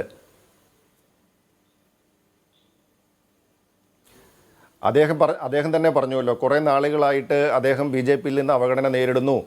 അദ്ദേഹം തന്നെ ഇന്ന് വ്യക്തമാക്കിയിട്ടുണ്ട്, അദ്ദേഹം ചില നിലപാടുകൾ പറഞ്ഞതിൻ്റെ പേരിൽ അല്ലെങ്കിൽ എല്ലാവരും മതസൗഹാർദ്ദത്തോടുകൂടി എല്ലാവരും തുല്യതയോടുകൂടി ഈ നാട്ടിൽ ജീവിക്കണമെന്ന് ചില അഭിപ്രായങ്ങളൊക്കെ അദ്ദേഹം രേഖപ്പെടുത്തിയതിൻ്റെയൊക്കെ പേരിൽ അദ്ദേഹം BJPയിൽ ഒറ്റപ്പെടലുകൾ അനുഭവിക്കേണ്ടി വന്നിട്ടുണ്ട് എന്നൊക്കെ അദ്ദേഹം പറഞ്ഞിട്ടുണ്ട്. ഞാൻ പറഞ്ഞല്ലോ, അദ്ദേഹം ഒരു രാത്രി നേരം വെളുത്ത് അല്ലെങ്കിൽ അദ്ദേഹം പൂർണ്ണമായിട്ടും ഒറ്റ രാത്രി കൊണ്ട് അദ്ദേഹം കോൺഗ്രസ്സുകാരനായി മാറി, അല്ലെങ്കിൽ ഇവിടെ കോൺഗ്രസ്സിൽ വലിയ അദ്ദേഹം വന്നതുകൊണ്ട് ഇവിടെ കോൺഗ്രസ് വലിയ ഒരു കുതിച്ചുചാട്ടമുണ്ടാകും എന്നൊന്നും ഞാനതുകൊണ്ടൊന്നും ഞാൻ പറയുന്നില്ല. ഇവിടെ നമ്മളെന്താണ് ആഗ്രഹിക്കുന്നത്? ഞാനൊരു കാര്യം കൂടി പറയാം. ഇപ്പോൾ അജിംസ്, ഒരു കാര്യം വളരെ വ്യക്തമല്ലേ, ഇന്നത്തെ കാലഘട്ടത്തിൽ കോൺഗ്രസ് ആയിരിക്കുക, കോൺഗ്രസിൻ്റെ ഭാഗമായിരിക്കുക എന്ന് പറയുന്നത് ഒരു സാധാരണ ഒരു രാഷ്ട്രീയ പ്രവർത്തകനെ സംബന്ധിച്ചിടത്തോളം അത്ര എളുപ്പമുള്ളൊരു കാര്യമൊന്നുമല്ല. കാരണം കേന്ദ്രത്തിലും അധികാരമില്ല, സംസ്ഥാനത്തും അധികാരമില്ലാത്ത ഒരു പാർട്ടിയാണ് കോൺഗ്രസ്. ഇപ്പോൾ ഇവിടെ നേരത്തെ ഷാബു പ്രസാദ് പറഞ്ഞു, അതായത് BJPയിൽ ദീർഘകാലം പ്രവർത്തിച്ച് BJP ഇന്ന് അധികാരത്തിലിരിക്കുന്ന ഒരു പാർട്ടിയാണ്. ഇപ്പോൾ 3 തവണയായിട്ട് കേന്ദ്രത്തിൽ അധികാരത്തിലിരിക്കുന്നു, നിരവധി സംസ്ഥാനങ്ങളിൽ അധികാരത്തിലിരിക്കുന്നു.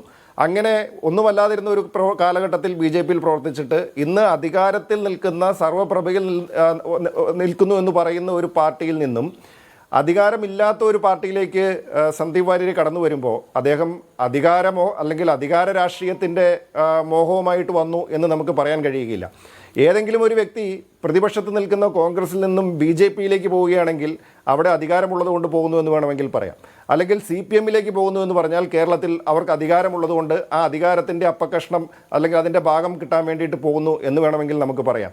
ഇപ്പോൾ ഈ കേന്ദ്രത്തിലും സംസ്ഥാനത്തും ഒന്നും അധികാരത്തിലില്ലാത്ത കോൺഗ്രസ് പോലുള്ള ഒരു പ്രസ്ഥാനത്തിലേക്ക് കടന്നു വരുന്നയാൾ അതുകൊണ്ട് അധികാരമോഹവുമായിട്ട് കടന്നു വന്നു എന്ന് നമുക്ക് പറയാൻ സാധിക്കില്ല. സന്ദീപ് വാര്യരുടെ വരവിനെ ഞങ്ങൾ അങ്ങനെയാണ് കാണുന്നത്.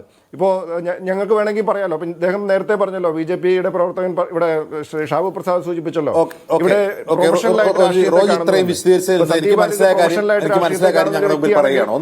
പ്രൊഫഷണലായിട്ട് രാഷ്ട്രീയത്തെ കാണുന്ന വ്യക്തിയാണെങ്കിൽ അദ്ദേഹം അധികാരമോഹിയല്ല, അദ്ദേഹം അധികാരമോഹിയല്ലാത്തതുകൊണ്ടാണ് കോൺഗ്രസിൽ വരുന്നത്, അദ്ദേഹത്തിന്റെ പ്രത്യയശാസ്ത്രപരമായ വിയോജിപ്പ് രേഖപ്പെടുത്തപ്പെട്ടു എന്ന് അദ്ദേഹം ഇപ്പോഴാണ് പറയുന്നത്. അതായത് എല്ലാവരും ഒരുമയോടെ ജീവിക്കണമെന്ന അഭിപ്രായം ഫേസ്ബുക്ക് പോസ്റ്റിൽ ഇട്ടതിന്റെ പേരിൽ വക്താവ് സ്ഥാനത്ത് നിന്ന് അദ്ദേഹത്തെ മാറ്റി നിർത്തിയെന്ന് അദ്ദേഹം പാർട്ടിയിൽ നിന്ന് പുറത്തു വന്ന് ഇപ്പോഴാണ് അദ്ദേഹം പറയുന്നത്. ഞാൻ അങ്ങയുടെ മുമ്പിൽ മറ്റൊരു ഇൻസിഡന്റ് ചൂണ്ടിക്കാട്ടുകയാണ്. 2023 മധ്യപ്രദേശ് നിയമസഭാ തെരഞ്ഞെടുപ്പ് കാലത്ത് രാംകിഷോർ ശുക്ല എന്നു പേരുള്ള ഒരു BJP നേതാവ് കോൺഗ്രസിൽ ചേർന്ന് മത്സരിച്ചു. അദ്ദേഹം ആ തെരഞ്ഞെടുപ്പ് കഴിഞ്ഞ് തിരിച്ചുപോയി. എന്നിട്ട് അദ്ദേഹം മാധ്യമങ്ങളോട് ഒരു വെളിപ്പെടുത്തൽ നടത്തി. എന്താണെന്ന് അറിയാമോ? RSS എന്നെ കോൺഗ്രസിൽ കുഴപ്പമുണ്ടാക്കാൻ വേണ്ടി എന്നെ അസൈൻ ചെയ്ത് ഞാൻ കോൺഗ്രസിൽ ചേർന്നതാണ്. തെരഞ്ഞെടുപ്പ് കഴിഞ്ഞപ്പോൾ അദ്ദേഹം തിരിച്ചു പോവുകയും ചെയ്തു. അതായത് ഒരു RSS പ്രവർത്തകനെ സംബന്ധിച്ച്, ഒരു BJP കാരനെ സംബന്ധിച്ച് കോൺഗ്രസിൽ ചേരുക എന്നുള്ളത് CPM-ൽ ചേരുന്നതിനേക്കാൾ ദുഷ്കരമായ ഒരു കാര്യമാണ്. എന്തുകൊണ്ടെന്നാൽ കോൺഗ്രസ് മുക്ത ഭാരതത്തിന് വേണ്ടി പണിയെടുക്കുന്നവരാണ് BJP-ക്കാർ. അപ്പോ ആ പ്രത്യയശാസ്ത്ര മാറ്റം കുറെ കൂടി ഗൗരവമുള്ളതാണ്. അത് ആഴത്തിൽ പരിശോധിച്ചാണോ സന്ദീപ് വാര്യരെ നിങ്ങൾ പാർട്ടിയിൽ ചേർത്തതെന്ന് മാത്രമേ എന്റെ ചോദ്യം.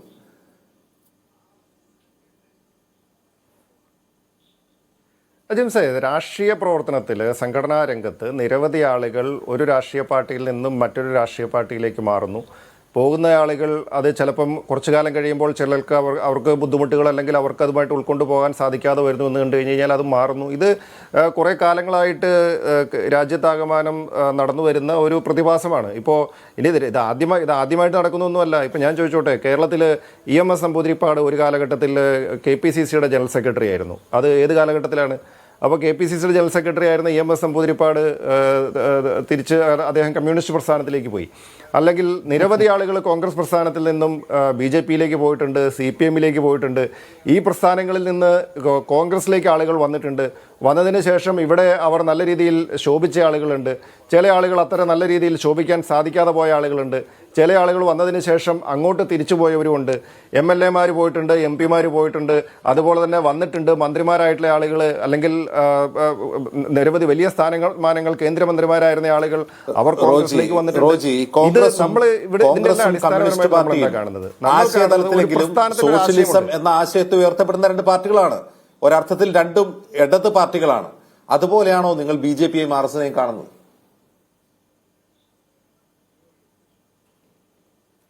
ഒരിക്കലുമല്ല. ഞാൻ പറഞ്ഞല്ലോ, നമ്മൾ BJP-യെ നമ്മൾ ഫൈറ്റ് ചെയ്യുന്നു, അല്ലെങ്കിൽ നമ്മൾ സന്ദീപ് വാര്യരുടെ രാഷ്ട്രീയത്തെ നമ്മൾ ഫൈറ്റ് ചെയ്യുന്നു എന്ന് പറഞ്ഞാൽ നമ്മൾ സന്ദീപ് വാര്യരോട് നമുക്ക് വ്യക്തിപരമായിട്ടുള്ള ഫൈറ്റ് അല്ലല്ലോ.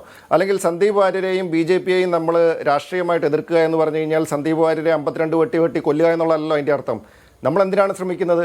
നമ്മൾ അവരുടെ രാഷ്ട്രീയത്തിൽ നിന്നും ഒരാളെ അടർത്തിയെടുത്ത് നമുക്ക് ഈ പക്ഷത്ത് കൊണ്ടുവരാൻ സാധിച്ചാൽ അത് നമ്മുടെ ഒരു വിജയമായിട്ടല്ലേ നമ്മൾ കാണുന്നത്. നമ്മളിപ്പോൾ കേരളത്തിൽ നമ്മൾ എന്താണ് ആഗ്രഹിക്കുന്നത്? BJP-യെ നമുക്ക് ഇല്ലാണ്ടാക്കണം, അല്ലെങ്കിൽ സംഘപരിവാർ രാഷ്ട്രീയത്തെ നമുക്ക് ഇല്ലാണ്ടാക്കണം. നമുക്ക് അവരെല്ലാവരെയും കൂടെ ഇവിടെ നേരത്തെ പറഞ്ഞതുപോലെ വെട്ടിക്കൊല്ലാൻ പറ്റൂലല്ലോ, അല്ലെങ്കിൽ ബോംബ് വെച്ച് കൊല്ലുക എന്നുള്ള അല്ലല്ലോ രാഷ്ട്രീയം. നമ്മൾ അവരെ സംഘടനാപരമായിട്ട് അവരെ ശിഥിലമാക്കാൻ ശ്രമിക്കുക, രാഷ്ട്രീയപരമായിട്ട് അവരെ ഇല്ലാണ്ടാക്കാൻ ശ്രമിക്കുക. അതിൻ്റെ ഭാഗമായിട്ട് നമ്മൾ ചില രാഷ്ട്രീയ ഇടപെടലുകൾ നടത്തും, അതിന് ചില രാഷ്ട്രീയ നീക്കങ്ങളുണ്ടാവും. അങ്ങനെ ഒരു രാഷ്ട്രീയ നീക്കമാണെന്ന് ഇത്. നമുക്കിപ്പോൾ ഞാൻ പറയട്ടെ, ഇപ്പോൾ ഇതൊരു ഉപതെരഞ്ഞെടുപ്പിൻ്റെ സാഹചര്യമാണ്. ഇപ്പോൾ ഈ ഉപതെരഞ്ഞെടുപ്പ് പ്രഖ്യാപിക്കപ്പെട്ടതിന് ശേഷം വലുതും ചെറുതുമായിട്ടുള്ള പല ആളുകൾ അങ്ങോട്ടും ഇങ്ങോട്ടും ഒക്കെ പോയിട്ടുണ്ട്. ഇപ്പോൾ ചില ആളുകൾ കോൺഗ്രസിൻ്റെ മണ്ഡലം തലത്തിൽ പ്രവർത്തിക്കുന്ന ആളുകൾ, അല്ലെങ്കിൽ ബ്ലോക്ക് തലത്തിലൊക്കെ പ്രവർത്തിച്ച ആളുകൾ, അവ ചിലപ്പോൾ CPM-ലേക്ക് പോയിട്ടുണ്ട്. ഇതൊരു ഉപതെരഞ്ഞെടുപ്പിൻ്റെ സമയമല്ല എങ്കിൽ ഇതൊന്നും ആരും ശ്രദ്ധിക്കില്ല. ഇഷ്ടംപോലെ ആളുകൾ അങ്ങോട്ട് ഇവിടെ ഞാനിപ്പോൾ അങ്കമാലിയിൽ MLA ആണ്. ഇവിടെ ഞങ്ങൾ അങ്ങോട്ടും ഇങ്ങോട്ടൊക്കെ പോകുന്ന നിരവധി ആളുകൾ ബൂത്ത് തലത്തിലും മണ്ഡലം തലത്തിലും ഒക്കെ ഉണ്ടാവും. അതൊന്നും ആരും ശ്രദ്ധിക്കുന്നില്ല. പക്ഷേ ഒരു ഉപതെരഞ്ഞെടുപ്പിൻ്റെ സാഹചര്യത്തിൽ ഇതിനൊക്കെ പ്രാധാന്യം വരുന്നു, ഇതിനൊക്കെ മാധ്യമ ശ്രദ്ധ വരുന്നു എന്നുള്ളതാണ് ഒരു യാഥാർത്ഥ്യം. പക്ഷേ സന്ദീപ് വാര്യരെ പോലൊരാൾ, അദ്ദേഹം ഏറ്റവും അങ്ങനെ ഒരു മണ്ഡലം തലത്തിലോ അല്ലെങ്കിൽ ബൂത്ത് തലത്തിലോ ഒന്നും പ്രവർത്തിക്കുന്ന, അല്ലെങ്കിൽ അത്തരത്തിലുള്ള ഒരു ചെറിയൊരു നേതാവെന്ന് നമുക്ക് ആർക്കും പറയാൻ കഴിയില്ല. ഇവിടെ പറഞ്ഞതുപോലെ എത്രയോ വർഷങ്ങളായി മാധ്യമരംഗത്ത് അല്ലെങ്കിൽ BJP-യുടെ ഒരു വക്താവായി നിന്നുകൊണ്ട് പൊതുസമൂഹത്തിൽ ശ്രദ്ധ നേടിയിട്ടുള്ള അല്ലെങ്കിൽ പൊതുസമൂഹത്തിൻ്റെ ഇടയിൽ അംഗീകാരമുള്ള, BJP പ്രവർത്തകരുടെ ഇടയിലൊക്കെ അംഗീകാരമുണ്ടായിട്ടുള്ള, അവരുടെയൊക്കെ ഇടയിൽ സ്വാധീനമുണ്ടായിട്ടുള്ള ഒരു നേതാവാണ് സന്ദീപ് വാര്യർ. അപ്പോൾ ആ സന്ദീപ് വാര്യരെ നമുക്ക് ഇങ്ങോട്ടേക്ക് കൊണ്ടുവരാൻ സാധിക്കുമെന്ന് പറഞ്ഞാൽ ഞങ്ങൾക്ക് അത് രാഷ്ട്രീയമായിട്ടും സംഘടനാപരമായിട്ടും BJP-ക്ക് കൊടുക്കാൻ സാധിക്കുന്ന ഒരു പ്രഹരമാണ്. ഞങ്ങളെ സംബന്ധിച്ച് ഈ തെരഞ്ഞെടുപ്പ് എന്ന് പറയുന്നത് BJP-യെ പരാജയപ്പെടുത്തുക എന്നുള്ളതാണ്. കാരണം ഞങ്ങളുടെ ഫൈറ്റ് അവിടെ BJP-യുമായിട്ടാണ്. അപ്പോൾ BJP-യുമായിട്ട് ഞങ്ങൾ ഈ തെരഞ്ഞെടുപ്പിൽ ഫൈറ്റ് ചെയ്യുമ്പോൾ ഞങ്ങൾ BJP-നെ ഏതൊക്കെ തരത്തിൽ നമുക്ക് ശിഥിലമാക്കാൻ സാധിക്കുമോ, ഏതൊക്കെ തരത്തിൽ ഞങ്ങൾക്ക് പരാജയപ്പെടുത്താൻ സാധിക്കുമോ അതിനുള്ള ശ്രമം ഞങ്ങൾ നടത്തും. അതിന് സന്ദീപ് വാര്യർ ഞങ്ങൾക്ക് ഇങ്ങോട്ട് വരുന്നതിന് അതുകൊണ്ട് 10 വോട്ടിന്റെ പ്രയോജനമാണ് കിട്ടുന്നതോ അല്ലെങ്കിൽ 100 വോട്ടിന്റെ പ്രയോജനമാണോ, പാലക്കാട് ഉപതെരഞ്ഞെടുപ്പിന്റെ പശ്ചാത്തലത്തിൽ ഒരു ത്രികോണ മത്സരം നടക്കുമ്പോൾ ആരൊക്കെ തമ്മിലാണ് മത്സരം എന്ന ചോദ്യത്തിനുള്ള ഒരു ഉത്തരമായി കോൺഗ്രസിന് സന്ദീപ് വാര്യരുടെ കടന്നുവരവിനെ വ്യാഖ്യാനിക്കാൻ കഴിയും. ഞാൻ മടങ്ങി വരാം റോജി എം ജോൺ അതിഥികളിലേക്ക്. ഒരു ചെറിയ ഇടവേളയ്ക്ക് ശേഷം ഉപതെരഞ്ഞെടുപ്പ് നടക്കുകയാണ്. പാലക്കാട് ജില്ലയിൽ നിന്നുള്ള BJP-യുടെ ഒരു സംസ്ഥാന കമ്മിറ്റി അംഗം കോൺഗ്രസിൽ ചേരുന്നു. ഇത് മാത്രമാണ് വാർത്ത. പക്ഷേ ഇതിന്റെ ഒരു ഇംപ്ലിക്കേഷൻ എവിടെയാണെന്ന് ചോദിച്ചാൽ, പാലക്കാട് ത്രികോണ മത്സരമാണ് നടക്കുന്നത്. അവിടെ 1ാം സ്ഥാനത്ത് UDF-ഉം 2ാം സ്ഥാനത്ത് BJP-യുമാണ് കഴിഞ്ഞ കുറെ നാളുകളായി. ആ സാഹചര്യത്തിൽ ഇപ്പോൾ ഉണ്ടായൊരു നറേറ്റീവ്, LDF മുന്നോട്ട് വരുന്ന നറേറ്റീവ് എന്താണെന്ന് വെച്ചാൽ BJP 3ാം സ്ഥാനത്താണ്, ഞങ്ങൾ UDF-നെയാണ് നേരിടുന്നത് എന്നാണ്. അത് ഇന്നലെ പോലും CPM വക്താക്കളും നേതാക്കളും എല്ലാം പറഞ്ഞുകൊണ്ടിരിക്കുന്ന ഒരു കാര്യമാണ്. ഇവിടെ BJP-യുമായി ഫൈറ്റ് ചെയ്യുന്നത് ഞങ്ങളാണ് എന്ന് ഒരു മെസ്സേജ് വോട്ടർമാർക്ക് കൂടിയാണ് ഒരു BJP നേതാവിനെ അടർത്തിയെടുത്ത് കോൺഗ്രസിൽ ചേർക്കുന്നതിലൂടെ UDF ചെയ്യുന്നത്. ഇത് മറ്റൊരർത്ഥത്തിൽ LDF-ന് തിരിച്ചടിയില്ല ഈ തെരഞ്ഞെടുപ്പിലെങ്കിലും.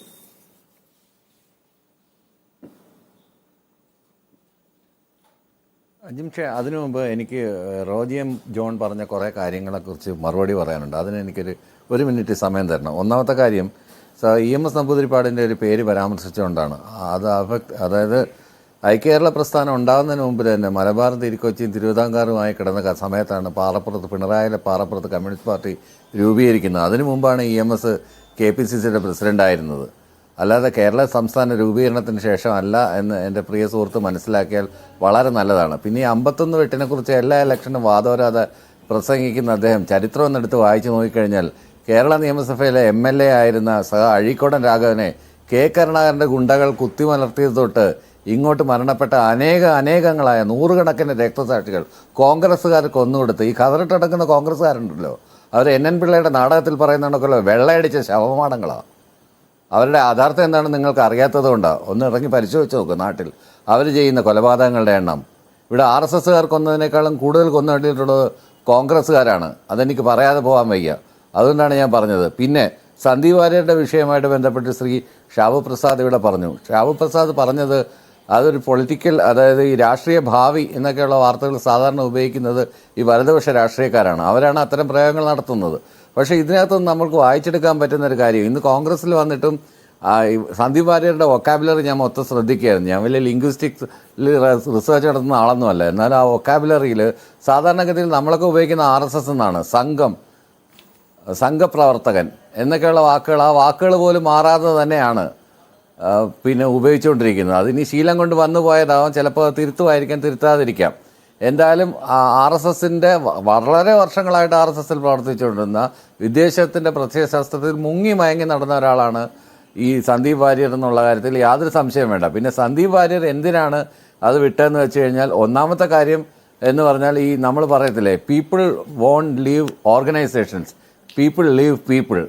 ആളുകൾ വ്യക്തിപരമായിട്ടുള്ള വിദ്വേഷങ്ങളുടെ പേരിലാണ്, K സുരേന്ദ്രനുമായിട്ടുള്ള വിദ്വേഷത്തിൻ്റെ പേരിലാണ് സന്ദീപ് വാര്യർ വിട്ടതെന്ന് നമുക്ക് കാണാനായിട്ട് കഴിയും. അല്ലാതെ RSS എന്ന് പറഞ്ഞൊരു ഓർഗനൈസേഷനോ ആ ഐഡിയോളജിയോ വിട്ടല്ല സന്ദീപ് വാര്യർ വന്നത്. എനിക്ക് 100% ഉറപ്പായിട്ടും പറയാൻ കഴിയും. അതുകൊണ്ടാണ് സന്ദീപ് വാര്യരെ വെള്ള പൂശുന്നതിന് മുമ്പിലെ ഈ OK വാസുവും നിതീഷ് മിനിയും ഒക്കെ ഇങ്ങനെ തന്നെ വന്നതാണോ? സാരിന് എന്തിന്റെ പേരിലാണ് പോയത്?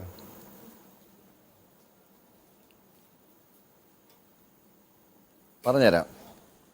OK വാസുവും നിതീഷ് മിനിയും ഒക്കെ വന്നത് OK വാസു ഈ പ്രത്യയശാസ്ത്രം സ്വീകരിക്കുന്നുവെന്നും പാർട്ടി പരിപാടികൾ അംഗീകരിക്കുന്നെന്നും പൂർണ്ണമായിട്ടും മുമ്പ് ചെയ്ത പ്രവർത്തകളെ തള്ളിപ്പറഞ്ഞുകൊണ്ടാണ് OK വാസുവും സുധീഷ് മിന്നിയൊക്കെ വന്നത്. സുധീഷ് മിന്നി ഇതുവരെ അണുവിടെ മാറിയിട്ടില്ലെന്ന് മാത്രമല്ല, ഇപ്പോഴും എല്ലാ വേദികളിലും വന്ന് പ്രസംഗിക്കുന്ന RSSനകത്ത് അദ്ദേഹം അനുഭവിച്ചുകൊണ്ടിരുന്ന ഓരോ കാര്യങ്ങളെ പല കാര്യങ്ങളും നമ്മൾ അറിയുന്നത് സുധീഷ് മിന്നിയുടെ പ്രസംഗത്തിലൂടെയാണ്. അല്ലാതെ ഈ സംഘടനയ്ക്കകത്ത് എന്താണ് നടക്കുന്നതെന്ന് അറിയാനുള്ള ഒരു സാധാരണക്കാരന് അറിയാനുള്ള മാർഗങ്ങളൊന്നുമില്ല. അപ്പോൾ ഈ സംഘത്തിൽ പ്രവർത്തിക്കാത്ത ഒരാൾക്ക് അറിയില്ല. ഒരുപക്ഷെ VD സതീശൻ അറിയായിരിക്കും. അദ്ദേഹമാണല്ലോ അവിടെ പോയി വിളക്കത്തിപ്പും പരിപാടികളൊക്കെ അറിയായിരിക്കാം. OK വാസു ഇതുവരെ ഒരു CPM പ്രവർത്തകൻ എന്ന നിലയിൽ RSSനെതിരെ OK വാസു പ്രസംഗിക്കുന്നത് നമ്മൾ കണ്ടിട്ടില്ല. OK വാസു അങ്ങനെ വാചാലമായി RSSനെ വിമർശിക്കുന്നതൊന്നും നമ്മൾ കേട്ടിട്ടുമില്ല. സുധീഷ് മിന്നി പറയാറുണ്ട്, ശരിയാണ്. അല്ല, ഇന്നത്തെ കാര്യം തന്നെ എടുക്കാമല്ലോ. ഇപ്പം സരിൻ ഇടതുപക്ഷത്തേക്ക് വന്നതിനെ സ്വാഗതം ചെയ്ത പോലെ അല്ലല്ലോ മാധ്യമങ്ങൾ ഇന്ന് സ്വാഗതം ചെയ്യുന്നത്. ഇന്നത്തെ ഈ മാറ്റം, സന്ദീപ് വാര്യരുടെ മാറ്റത്തെ സ്വാഗതം ചെയ്തത് മാലപ്പടക്കം പൊട്ടിച്ചുകൊണ്ടല്ലേ ഇവിടെ മാധ്യമപ്രവർത്തകർ സ്വാഗതം ചെയ്തത്. അതും കേരള സമൂഹം കണ്ടുകൊണ്ടിരിക്കുകയല്ലേ. ഈ ഇരട്ടത്താപ്പ് കേരള സമൂഹം കണ്ടുകൊണ്ടിരിക്കുകയല്ലേ. മാധ്യമങ്ങളുടെ ഇരട്ടത്താപ്പ്, മാധ്യമ പടകളുടെ ഇരട്ടത്താപ്പ്, അത് ഒരേ കാരണത്തിൽ ഒരേ വശത്തിന്റെ ഒരു ആക്ഷേപിക്കരുത്. അതൊരു തെരഞ്ഞെടുപ്പ് സമയത്ത് ഒരു നേതാവ് മാറുമ്പോൾ സ്വാഭാവികമായി ഇപ്പോൾ സരിൻ കോൺഗ്രസ് CPM-ലേക്ക് വന്നപ്പോൾ ഇതുപോലെ മാലപ്പടക്കം പൊട്ടിച്ചെന്ന് മാധ്യമങ്ങൾ താങ്കൾ കേൾക്കാത്തതുകൊണ്ടാണ്. സെലക്ടീവ് ഹിയറിംഗ് ആണ്, അതുകൊണ്ടാണ്. അല്ല, ഇതേ സന്തോഷം വാർത്ത കൊടുക്കുന്നതിനാണ് നിങ്ങൾ മാലപ്പടക്കം. സരിന്റെ സമയത്ത് മാലപ്പടക്കം പൊട്ടിയിട്ടുണ്ട്.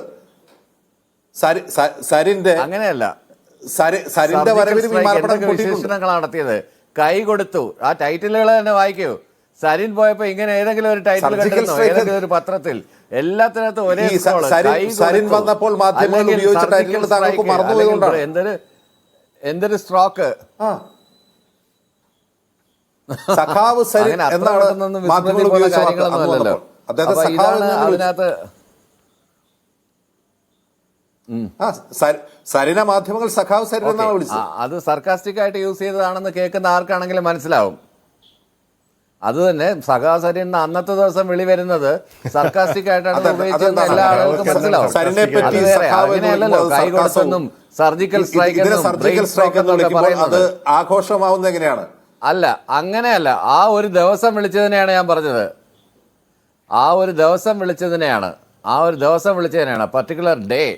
ആ പർട്ടിക്കുലർ ഡേ അത് കോട്ട് ചെയ്തതിന്റെ ഉദ്ദേശം വ്യക്തമായ ഉദ്ദേശത്തോടു കൂടിയാണ്. സരിൻ വന്ന ദിവസം തന്നെയാണ് ഈ വിശേഷങ്ങളൊക്കെ ഉണ്ടായത്. അത് നമുക്ക് കൃത്യമായിട്ട് അറിയാം അത്തരം കാര്യങ്ങൾ. അതുകൊണ്ട് അങ്ങനെ ഒരു സെലക്റ്റീവ് ആയിട്ടുള്ള അങ്ങനെ ഒരു വിശേഷണം ശരിയല്ല ഡോക്ടർ ജയരാജ്.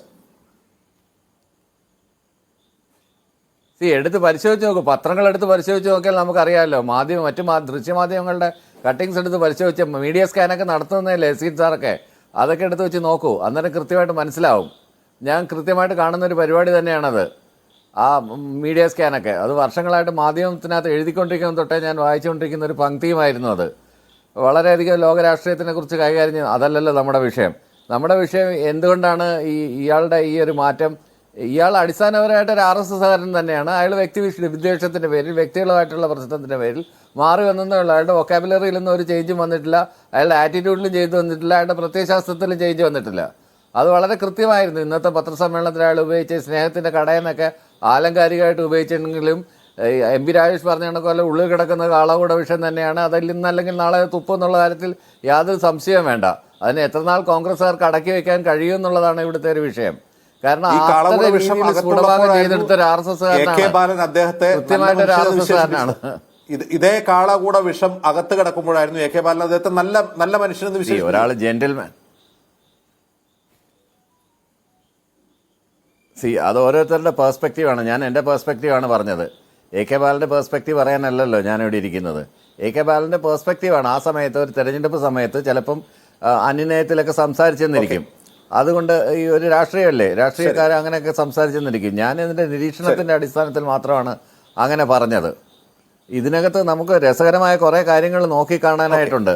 ഈ ഓപ്പറേഷൻ താപ നടത്തി എത്ര കോൺഗ്രസ് പ്രവർത്തകരെയാണ് രാജ്യരാമായണം റിസോർട്ട് പൊളിറ്റിക്സ് ഒക്കെ നമ്മൾ കണ്ടിട്ടുണ്ടല്ലോ ധാരാളം. രാജ്യം മുഴുവൻ റിസോർട്ട് പൊളിറ്റിക്സ് കണ്ടുകൊണ്ടിരിക്കുന്നതല്ലേ. കോൺഗ്രസ്സുകാരെ എങ്ങനെയാണ് ചാക്കിലാക്കി കൊണ്ടുപോകുന്നത്. ഈ അനിൽ ആന്റണിയുടെ കേസും പത്മജ വേണുഗോപാലിന്റെ കേസും ഇപ്പോൾ ഓഫർ ചെയ്തിരിക്കുന്ന ഒറ്റപ്പാലം സീറ്റാണെന്നാണ് പറയപ്പെടുന്നത്. ഇനി അല്ലാതെ സാമ്പത്തികമായ എന്തെങ്കിലും ഓഫർ ചെയ്തിട്ടുണ്ടോന്ന് എനിക്കറിയില്ല. ഷാബു പ്രസാദ്, ഈ അങ്ങ് പറയുന്നത് സന്ദീപ് വാര്യർ ഒരു പ്രൊഫഷണൽ പൊളിറ്റീഷ്യൻ ആയതുകൊണ്ട് ഇങ്ങനെ കൂടുതൽ കരിയർ ഗ്രോത്തുള്ളിടത്തേക്ക് പോയെന്നാണ്. ഇതേ ന്യായം BJP-യിലേക്ക് വരുന്ന കോൺഗ്രസ്സുകാരായ നേതാക്കന്മാർക്കും താങ്കൾ പറയുമോ? ഉദാഹരണത്തിന് ജ്യോതിരാദിത്യ സിന്ധ്യയെ പോലുള്ളവർ എത്രയോ പേർ BJP തിരിച്ചു വരുന്നുണ്ട്, തിരിച്ചു വരികയോ പാർട്ടി മാറി വരികയോ ചെയ്യുന്നുണ്ട്. അവരും ഇതേ ലക്ഷ്യത്തോടെ വരുന്നതാണ്. അപ്പൊ പിന്നെ ഈ പാർട്ടി വിത്ത് എ ഡിഫറൻസ് എന്നുള്ള BJP-യുടെ വിശേഷത്തിന് എന്ത് പ്രസക്തിയാണുള്ളത്?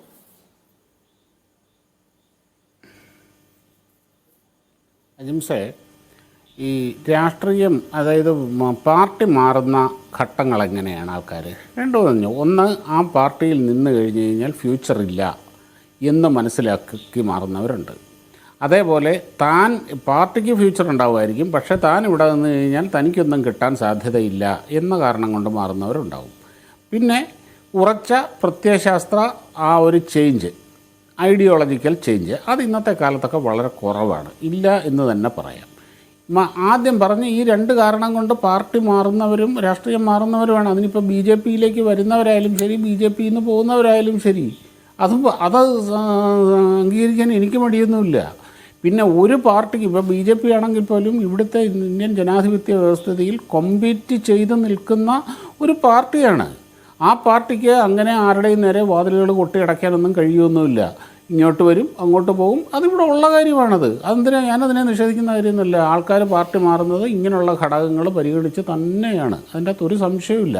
ഞാൻ പറഞ്ഞല്ലോ, ഞാനിവിടെ ഇപ്പം പത്മജ വേണുഗോപാൽ കോൺഗ്രസ് വിട്ട് BJPയിലേക്ക് വന്നപ്പം അതിനെ എങ്ങനെ കാണുന്നോ ഞാൻ ഏകദേശം അങ്ങനെ തന്നെ സന്ദീപ് വാര്യർ ഇവിടുന്ന് അങ്ങോട്ട് പോകുന്നതിനെ കാണുന്നുള്ളൂ. സന്ദീപ് പറഞ്ഞില്ല, അതേസമയം ഞാൻ പറയല്ലോ, പക്ഷേ ഏതൊരു പാർട്ടിയുടെ ആയാലും ഇപ്പോൾ BJP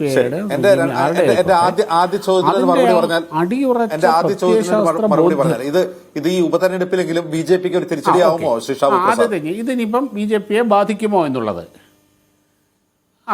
ഞാൻ എൻ്റെ ഒരു ഒബ്സർവേഷൻ പറയാം. ഞാനതില്ല, സത്യത്തിൽ ഇപ്പോൾ സന്ദീപ് വാര്യരുടെ ഈ ഒരു നിലപാട് മാറ്റം, ഈ ഒരു സംഭവം എന്ന് പറഞ്ഞു കഴിഞ്ഞാൽ അയാൾ എന്താണോ ഉദ്ദേശിച്ചത് അതിന് വിപരീതമായാണ് സംഭവിക്കാൻ സാധ്യത എന്നാണ് എൻ്റെ ഒബ്സർവേഷൻ. അയാൾ എന്താണ് ഉദ്ദേശിച്ചത്?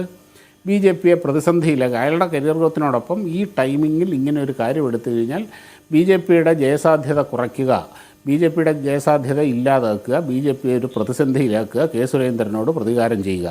ഈ സംഭവം ഇതൊന്നുമല്ല നടക്കാൻ പോകുന്നത് എന്നാണ് എൻ്റെ ഒരു ഒബ്സർവേഷൻ. കാരണം എന്താ പറഞ്ഞാൽ, ഇപ്പം സംഭവം പറഞ്ഞാൽ നമ്മളിപ്പോൾ ഒരു വാദത്തിന് വേണ്ടിയിട്ട് സമ്മതിച്ചാൽ പോലും BJPക്കുള്ളിൽ അവിടെ കുറേ വിഭാഗീയത പ്രശ്നങ്ങളുണ്ടോ അല്ലെങ്കിൽ സംഘടനാപരമായ പ്രശ്നങ്ങളുണ്ടെങ്കിൽ ഉണ്ടായിരുന്നു എന്നിരിക്കട്ടെ.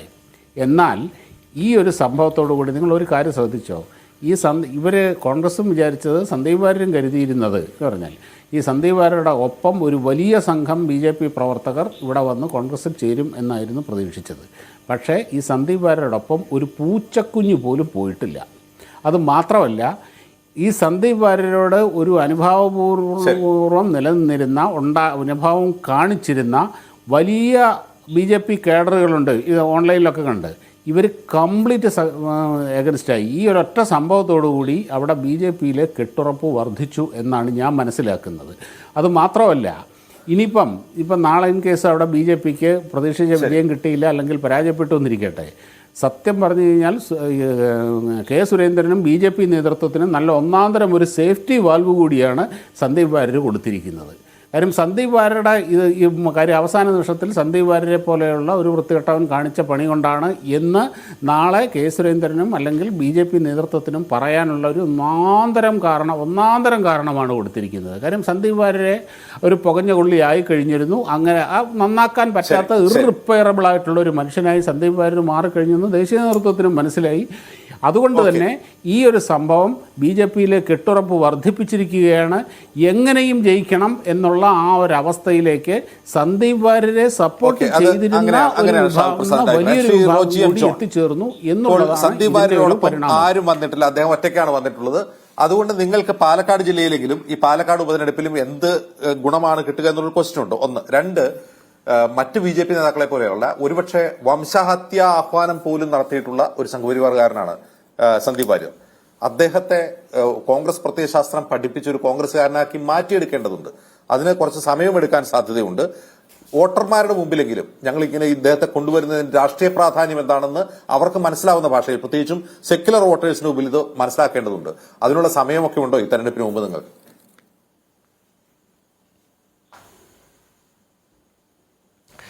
തീർച്ചയായിട്ടും. ഞാൻ ഒരു മിനിറ്റ് അതിനു മുമ്പ് ബഹുമാന്യായ ശ്രീ ജയരാജ് ഇവിടെ സൂചിപ്പിച്ച ഒരു കാര്യം ഞാൻ തുടക്കത്തിൽ പറഞ്ഞല്ലോ, BJPയിൽ നിന്ന് ഒരാൾ കോൺഗ്രസിലേക്ക് വന്നു. BJPക്കാർക്ക് അതിൻ്റെ പേരിൽ പ്രയാസം ഉണ്ടാവുന്നത് എനിക്ക് മനസ്സിലാക്കാൻ സാധിക്കും അജിംസെ. ഇവിടെ ഷാബു പ്രസാദിനോ അല്ലെങ്കിൽ BJPയുടെ ഒരു നേതാവിനും ഇല്ലാത്ത കൂട്ടനിലവിളിയും കരച്ചിലും അങ്കലാപ്പും എന്താ പറയുന്നത് ജാള്യതയും ഒക്കെ CPM നേതാക്കളുടെ ഭാഗത്തു നിന്നാണ് ഉണ്ടാകുന്നത്. അവരുടെ പ്രതികരണങ്ങളിലാണ് കാണുന്നത്. അവർക്കാണ് ഏറ്റവും വലിയ വേവലാതി. ഇപ്പോൾ CPMൻ്റെ ആളുകളാരും ഒന്നും ഇപ്പോൾ ഈ ചർച്ചയിൽ ഒരു ചാനലിലും പങ്കെടുക്കാൻ പോകുന്നില്ല. ഇത്രയും നാൾ സന്ദീപ് വാര്യർക്ക് വേണ്ടി ഞാൻ നേരത്തെ പറഞ്ഞതുപോലെ പരവതാനി വിരിച്ച് കാത്തിരുന്ന ആളുകളാണ്. ഇവിടെ MP രാജേഷ് ബഹുമാനായ അദ്ദേഹം ഇന്ന് കാളിയൻ എന്ന് വിശേഷിപ്പിച്ച ഈ സന്ദീപ് വാര്യരെ കുറിച്ച് അദ്ദേഹം എന്താണ് പറഞ്ഞത്? അദ്ദേഹം മുസ്ലിം ന്യൂനപക്ഷങ്ങളോട് മാപ്പ് പറയണമെന്ന് MP രാജേഷ് എവിടെയെങ്കിലും ഏതെങ്കിലും ചാനലിൽ പറഞ്ഞോ? ആരോടെങ്കിലും സ്വകാര്യ സംഭാഷണത്തിലെങ്കിലും പറഞ്ഞോ? അദ്ദേഹം പറഞ്ഞത് അദ്ദേഹം BJP രാഷ്ട്രീയം ഉപയോഗിച്ച്, സന്ദീപ് വാര്യർ BJP രാഷ്ട്രീയം ഉപയോഗിച്ച് ഞങ്ങളുടെ പക്ഷത്തേക്ക് വന്നാൽ ഞങ്ങൾ സ്വീകരിക്കും, അതിനെന്താണ് തെറ്റ്, ഞങ്ങൾ അതല്ലേ ഞങ്ങൾ നടത്തുന്ന രാഷ്ട്രീയ പ്രവർത്തനത്തിൻ്റെ ഉദ്ദേശം എന്ന് പറഞ്ഞ ശ്രീ MP രാജേഷ് നിന്ന നിപ്പിൽ മറുകണ്ഠം ചാടാനൊക്കെ അദ്ദേഹത്തിന് സാധിക്കുമെന്ന് പറഞ്ഞാൽ എനിക്ക് അദ്ദേഹത്തെക്കുറിച്ചൊക്കെ വലിയ ബഹുമാനം ഉണ്ടായിരുന്ന ആളാണ്. അദ്ദേഹത്തിനൊക്കെ എന്ത് സംഭവിച്ചു എന്നാണ് ഇപ്പോൾ പാലക്കാട് തെരഞ്ഞെടുപ്പ് തുടങ്ങിയതിന് ശേഷം അദ്ദേഹത്തിനൊക്കെ എന്ത് സംഭവിച്ചു എന്ന് എനിക്ക് മനസ്സിലാവുന്നില്ല. അതൊക്കെ അദ്ദേഹം തന്നെ അല്ലെങ്കിൽ CPM തന്നെ വിലയിരുത്തട്ടെ. ഇപ്പോൾ ചില ആളുകളൊക്കെ CPMലേക്ക് ചെന്ന് കഴിഞ്ഞപ്പോൾ അവിടെ ഉണ്ടായിരുന്ന മുഴുവൻ ആളുകളുടെയും കിളി പറന്നുപോയ അവസ്ഥയിലാണ് ഇപ്പോൾ പാലക്കാട് ഉള്ളതെന്ന് ഞങ്ങൾക്ക് എല്ലാവർക്കും ഇപ്പോൾ സംശയമുണ്ട്. അതെന്തായാലും അവിടെ നിൽക്കട്ടെ. ഇനി ഒരു കാര്യം കൂടി ഞാൻ പറയുന്നു. ഇപ്പോൾ അതുപോലെ തന്നെ അദ്ദേഹം പറയുകയാണ്, അതായത് ഇവിടേക്ക് വരുമ്പോൾ ഏതാണ്ട് വലിയ കുഴപ്പമാണ്, അവിടേക്ക് ചെന്നാൽ എല്ലാം പക്കയാണ്, എല്ലാം വളരെ ക്ലീൻ മാറും. കഴിക്കുമ്പോൾ കോഴിക്കറിയും നിങ്ങൾ കഴിക്കുമ്പോൾ കോഴിച്ചാറും, അല്ലെങ്കിൽ ഞങ്ങൾ ഇടുമ്പോൾ ബർമുട നിങ്ങൾ ഇടുമ്പോൾ വള്ളിക്കളസം എന്ന് പറയുന്ന ഒരു സമീപനം, ഇങ്ങനെ ഒരു നിലപാടൊക്കെ എടുക്കാൻ എങ്ങനെയാണ് CPMന് സാധിക്കുക?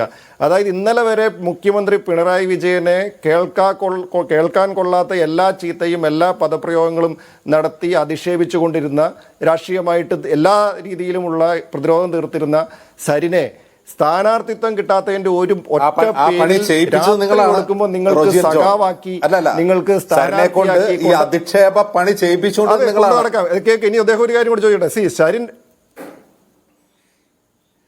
ആണെന്നേ അദ്ദേഹത്തിന്റെ രാഷ്ട്രീയത്തിന്റെ ഭാഗമായിട്ട് ചെയ്തിരുന്ന ഒന്നാണ്. നമ്മളതിനകത്ത് അന്ന് ചെയ്ത വർക്കിൽ ഞങ്ങൾ എന്തെങ്കിലും ഞങ്ങൾ പ്രശ്നം പറഞ്ഞോ? അദ്ദേഹത്തിന്റെ രാഷ്ട്രീയം അന്ന് അദ്ദേഹം ഭംഗിയായിട്ട് നിർവഹിച്ചു, അദ്ദേഹത്തെ ഏൽപ്പിച്ച ഉത്തരവാദിത്തം അന്ന് അദ്ദേഹം നിർവഹിച്ചു എന്നുള്ളതാണ്. അപ്പോൾ അദ്ദേഹം എന്തിനാണ് പോയത്? അദ്ദേഹം സീറ്റ് കിട്ടാത്തതിൻ്റെ പേരിൽ പോവുകയാണ്. ഞാൻ പറഞ്ഞല്ലോ, അവിടെയാണ് കാണേണ്ടത്. അപ്പോൾ ഈ സന്ദീപ് വാര്യരുടെ വരവും സരിൻ്റെ പോക്കും തമ്മിലുള്ള ഡിഫറൻസ് എന്ന് പറയുന്നത് അതാണ്. അതായത് സരിൻ്റെ ആദ്യത്തെ ദിവസം പത്രസമ്മേളനം എന്താ, ഞങ്ങൾ രാഹുൽ മാങ്കൂട്ടത്തിലെ സ്ഥാനാർത്ഥിയായിട്ട് പ്രഖ്യാപിച്ചു. അദ്ദേഹം ഫസ്റ്റ് ദിവസം വന്ന് പറയുന്നത് എന്താണെന്നറിയോ? ഞാൻ I am appealing to the Congress leadership, ഞാൻ കോൺഗ്രസ് ലീഡർഷിപ്പിനോട് അഭ്യർത്ഥിക്കുന്നു, ഒന്ന് റീകൺസിഡർ ചെയ്യണം. ഇതായിരുന്നു ഫസ്റ്റ് ദിവസം അദ്ദേഹം പറഞ്ഞു. എന്ന് വെച്ചാൽ അദ്ദേഹത്തെ റീകൺസിഡർ ചെയ്ത് പുനഃപരിശോധിച്ച് സരിനെ സ്ഥാനാർത്ഥിയാക്കിയാൽ അദ്ദേഹം കോൺഗ്രസിൽ നിൽക്കും എന്ന് അദ്ദേഹം പറയുകയാണ്. ആ പറഞ്ഞയാളാണ് ഞങ്ങൾ പുനഃപരിശോധിക്കാൻ തയ്യാറല്ല, ഓൾ ഇന്ത്യ കോൺഗ്രസ് കമ്മിറ്റി എടുത്ത തീരുമാനമാണ്, ആ തീരുമാനവുമായിട്ട് ഞങ്ങൾ മുന്നോട്ട് പോകുന്നു. പാലക്കാടിൻ്റെ സാഹചര്യത്തിൽ ഞങ്ങൾക്ക് BJPയെ തോൽപ്പിക്കാൻ ഏറ്റവും നല്ല സ്ഥാനാർത്ഥി ഞങ്ങൾക്ക് രാഹുൽ മാങ്കൂട്ടത്തിലാണ്, അത് കോൺഗ്രസിന് എടുത്ത തീരുമാനമാണ്, ആ തീരുമാനവുമായി മുന്നോട്ട് പോകുന്നു. അപ്പം ഞങ്ങൾ പുനഃപരിശോധിക്കില്ല എന്ന് പറഞ്ഞപ്പോൾ അദ്ദേഹം സഖാവായി മാറുന്നതിനകത്തൊന്നും പരാതിയില്ല. ആ ആളെ മാലയിട്ട് സ്വീകരിക്കുകയും ആളെ സ്ഥാനാർത്ഥിയാക്കാനും ഒരു മടിയില്ലാത്ത ആളുകൾക്ക് ഇപ്പോൾ സന്ദീപ് വാര്യർ ഇങ്ങോട്ട് വന്നത്, ഞാൻ പറഞ്ഞല്ലോ, സന്ദീപ് വാര്യർ ഒരു സ്ഥാനാർത്ഥിത്വം ചോദിച്ചിട്ടല്ലല്ലോ ഇവിടെ വരുന്നത്. ഇനി അടുത്ത 1.5 വർഷത്തേക്ക് കേരളത്തിൽ ഒരു ഇലക്ഷനും ഇല്ലല്ലോ. ഇനി പഞ്ചായത്ത് ഇലക്ഷൻ വന്നാലേ അദ്ദേഹത്തിന് ഒരു സ്ഥാനാർത്ഥിയാവാൻ പറ്റുകയുള്ളൂ, ഇനി വേണമെങ്കിൽ അദ്ദേഹം വിചാരിച്ചാൽ തന്നെ. അപ്പോൾ അതുകൊണ്ട് അങ്ങനെ ഒരു കാരണവശാലും നമുക്ക് സന്ദീപ് വാര്യരുടെ വരവിനെയും സരിൻ്റെ പോക്കിനെയും നമുക്ക് ഒരേ കോല് വെച്ച് അളക്കാൻ സാധിക്കുകയില്ല. അപ്പോൾ അങ്ങനെ സ്വീകരിച്ച ആളുകൾ ഇപ്പോൾ സന്ദീപ് വാര്യർ ഇങ്ങോട്ട് വരുന്നതിന് ഇവരെന്തിനാണ് നിലവിളിക്കുന്നത്? ഇവർ കോൺഗ്രസിന് ഇതുകൊണ്ട് വലിയ ദോഷമാണെങ്കിൽ അങ്ങനെ അതുകൊണ്ട് അവർ സന്തോഷിച്ചാൽ പോരെ, എന്തിനാ ഇവർക്ക് ഇത്ര നിലവിളിയെന്നാണ് എനിക്ക് മനസ്സിലാവാത്തത്. ഇനി താങ്കൾ ചോദിച്ച ചോദ്യം കോൺഗ്രസിന് ഗുണം ചെയ്യുമെന്ന് ഞാൻ നേരത്തെ പറഞ്ഞല്ലോ. ഞങ്ങൾക്ക് ഇത് രാഷ്ട്രീയത്തിൽ പ്രത്യേകിച്ച് ഒരു തെരഞ്ഞെടുപ്പിൻ്റെ ഘട്ടത്തിൽ രാഷ്ട്രീയമായിട്ട് സംഘടനാപരമായിട്ടുള്ള പ്രഹരങ്ങൾ കൊടുക്കുക, അല്ലെങ്കിൽ അവരെ ഏതൊക്കെ തരത്തിൽ തകർക്കാൻ സാധിക്കുമോ, അവരെ ഏതൊക്കെ തരത്തിൽ നമുക്ക് ദുർബലപ്പെടുത്താൻ സാധിക്കുമോ അത് ചെയ്യുക എന്നുള്ളത് ഒരു മറുപക്ഷത്ത് നിൽക്കുന്ന രാഷ്ട്രീയ പ്രസ്ഥാനത്തിൻ്റെ ഉത്തരവാദിത്വമാണ്. ഞങ്ങൾക്ക് ഒറ്റ അജണ്ടയുള്ളൂ. ഞങ്ങൾക്കൊറ്റ അജണ്ട, പാലക്കാട് തെരഞ്ഞെടുപ്പിൽ ഉപതെരഞ്ഞെടുപ്പിൽ BJP വിജയിക്കരുത്. ഞങ്ങളിപ്പോൾ ഇവിടെ വേറൊരു വ്യത്യാസം നിങ്ങൾ കണ്ടോളൂ. ഇപ്പോൾ CPM എപ്പോഴും ആക്രമിക്കുന്ന ആരെയാണ്? പാലക്കാട് കോൺഗ്രസിനെയാണ്. BJP ആക്രമിക്കുന്ന ആരെയാണ്? കോൺഗ്രസിനെയാണ്. അപ്പോൾ ഇവരുടെ രണ്ടുപേരുടെയും ടാർഗറ്റ് കോൺഗ്രസ് ആണ്. കാരണം മനസ്സിലായില്ലേ? ഇവർ രണ്ടുപേരും ആഗ്രഹിക്കുന്നത് കോൺഗ്രസ് പരാജയപ്പെടണമെന്നാണ്. ഞങ്ങൾ ആരെയാണ് ടാർഗറ്റ് ചെയ്യുന്നത്? ഞങ്ങൾ BJPനെയാണ്. കാരണം ഞങ്ങൾക്ക് ഒറ്റ ടാർഗറ്റേ ഉള്ളൂ, അത് BJPനെ തോൽപ്പിക്കുക എന്നുള്ളതാണ്. കാരണം കേരളത്തിന്റെ മണ്ണിൽ സംഘപരിവാർ രാഷ്ട്രീയത്തെ, BJPയുടെ രാഷ്ട്രീയത്തെ വിജയിക്കാൻ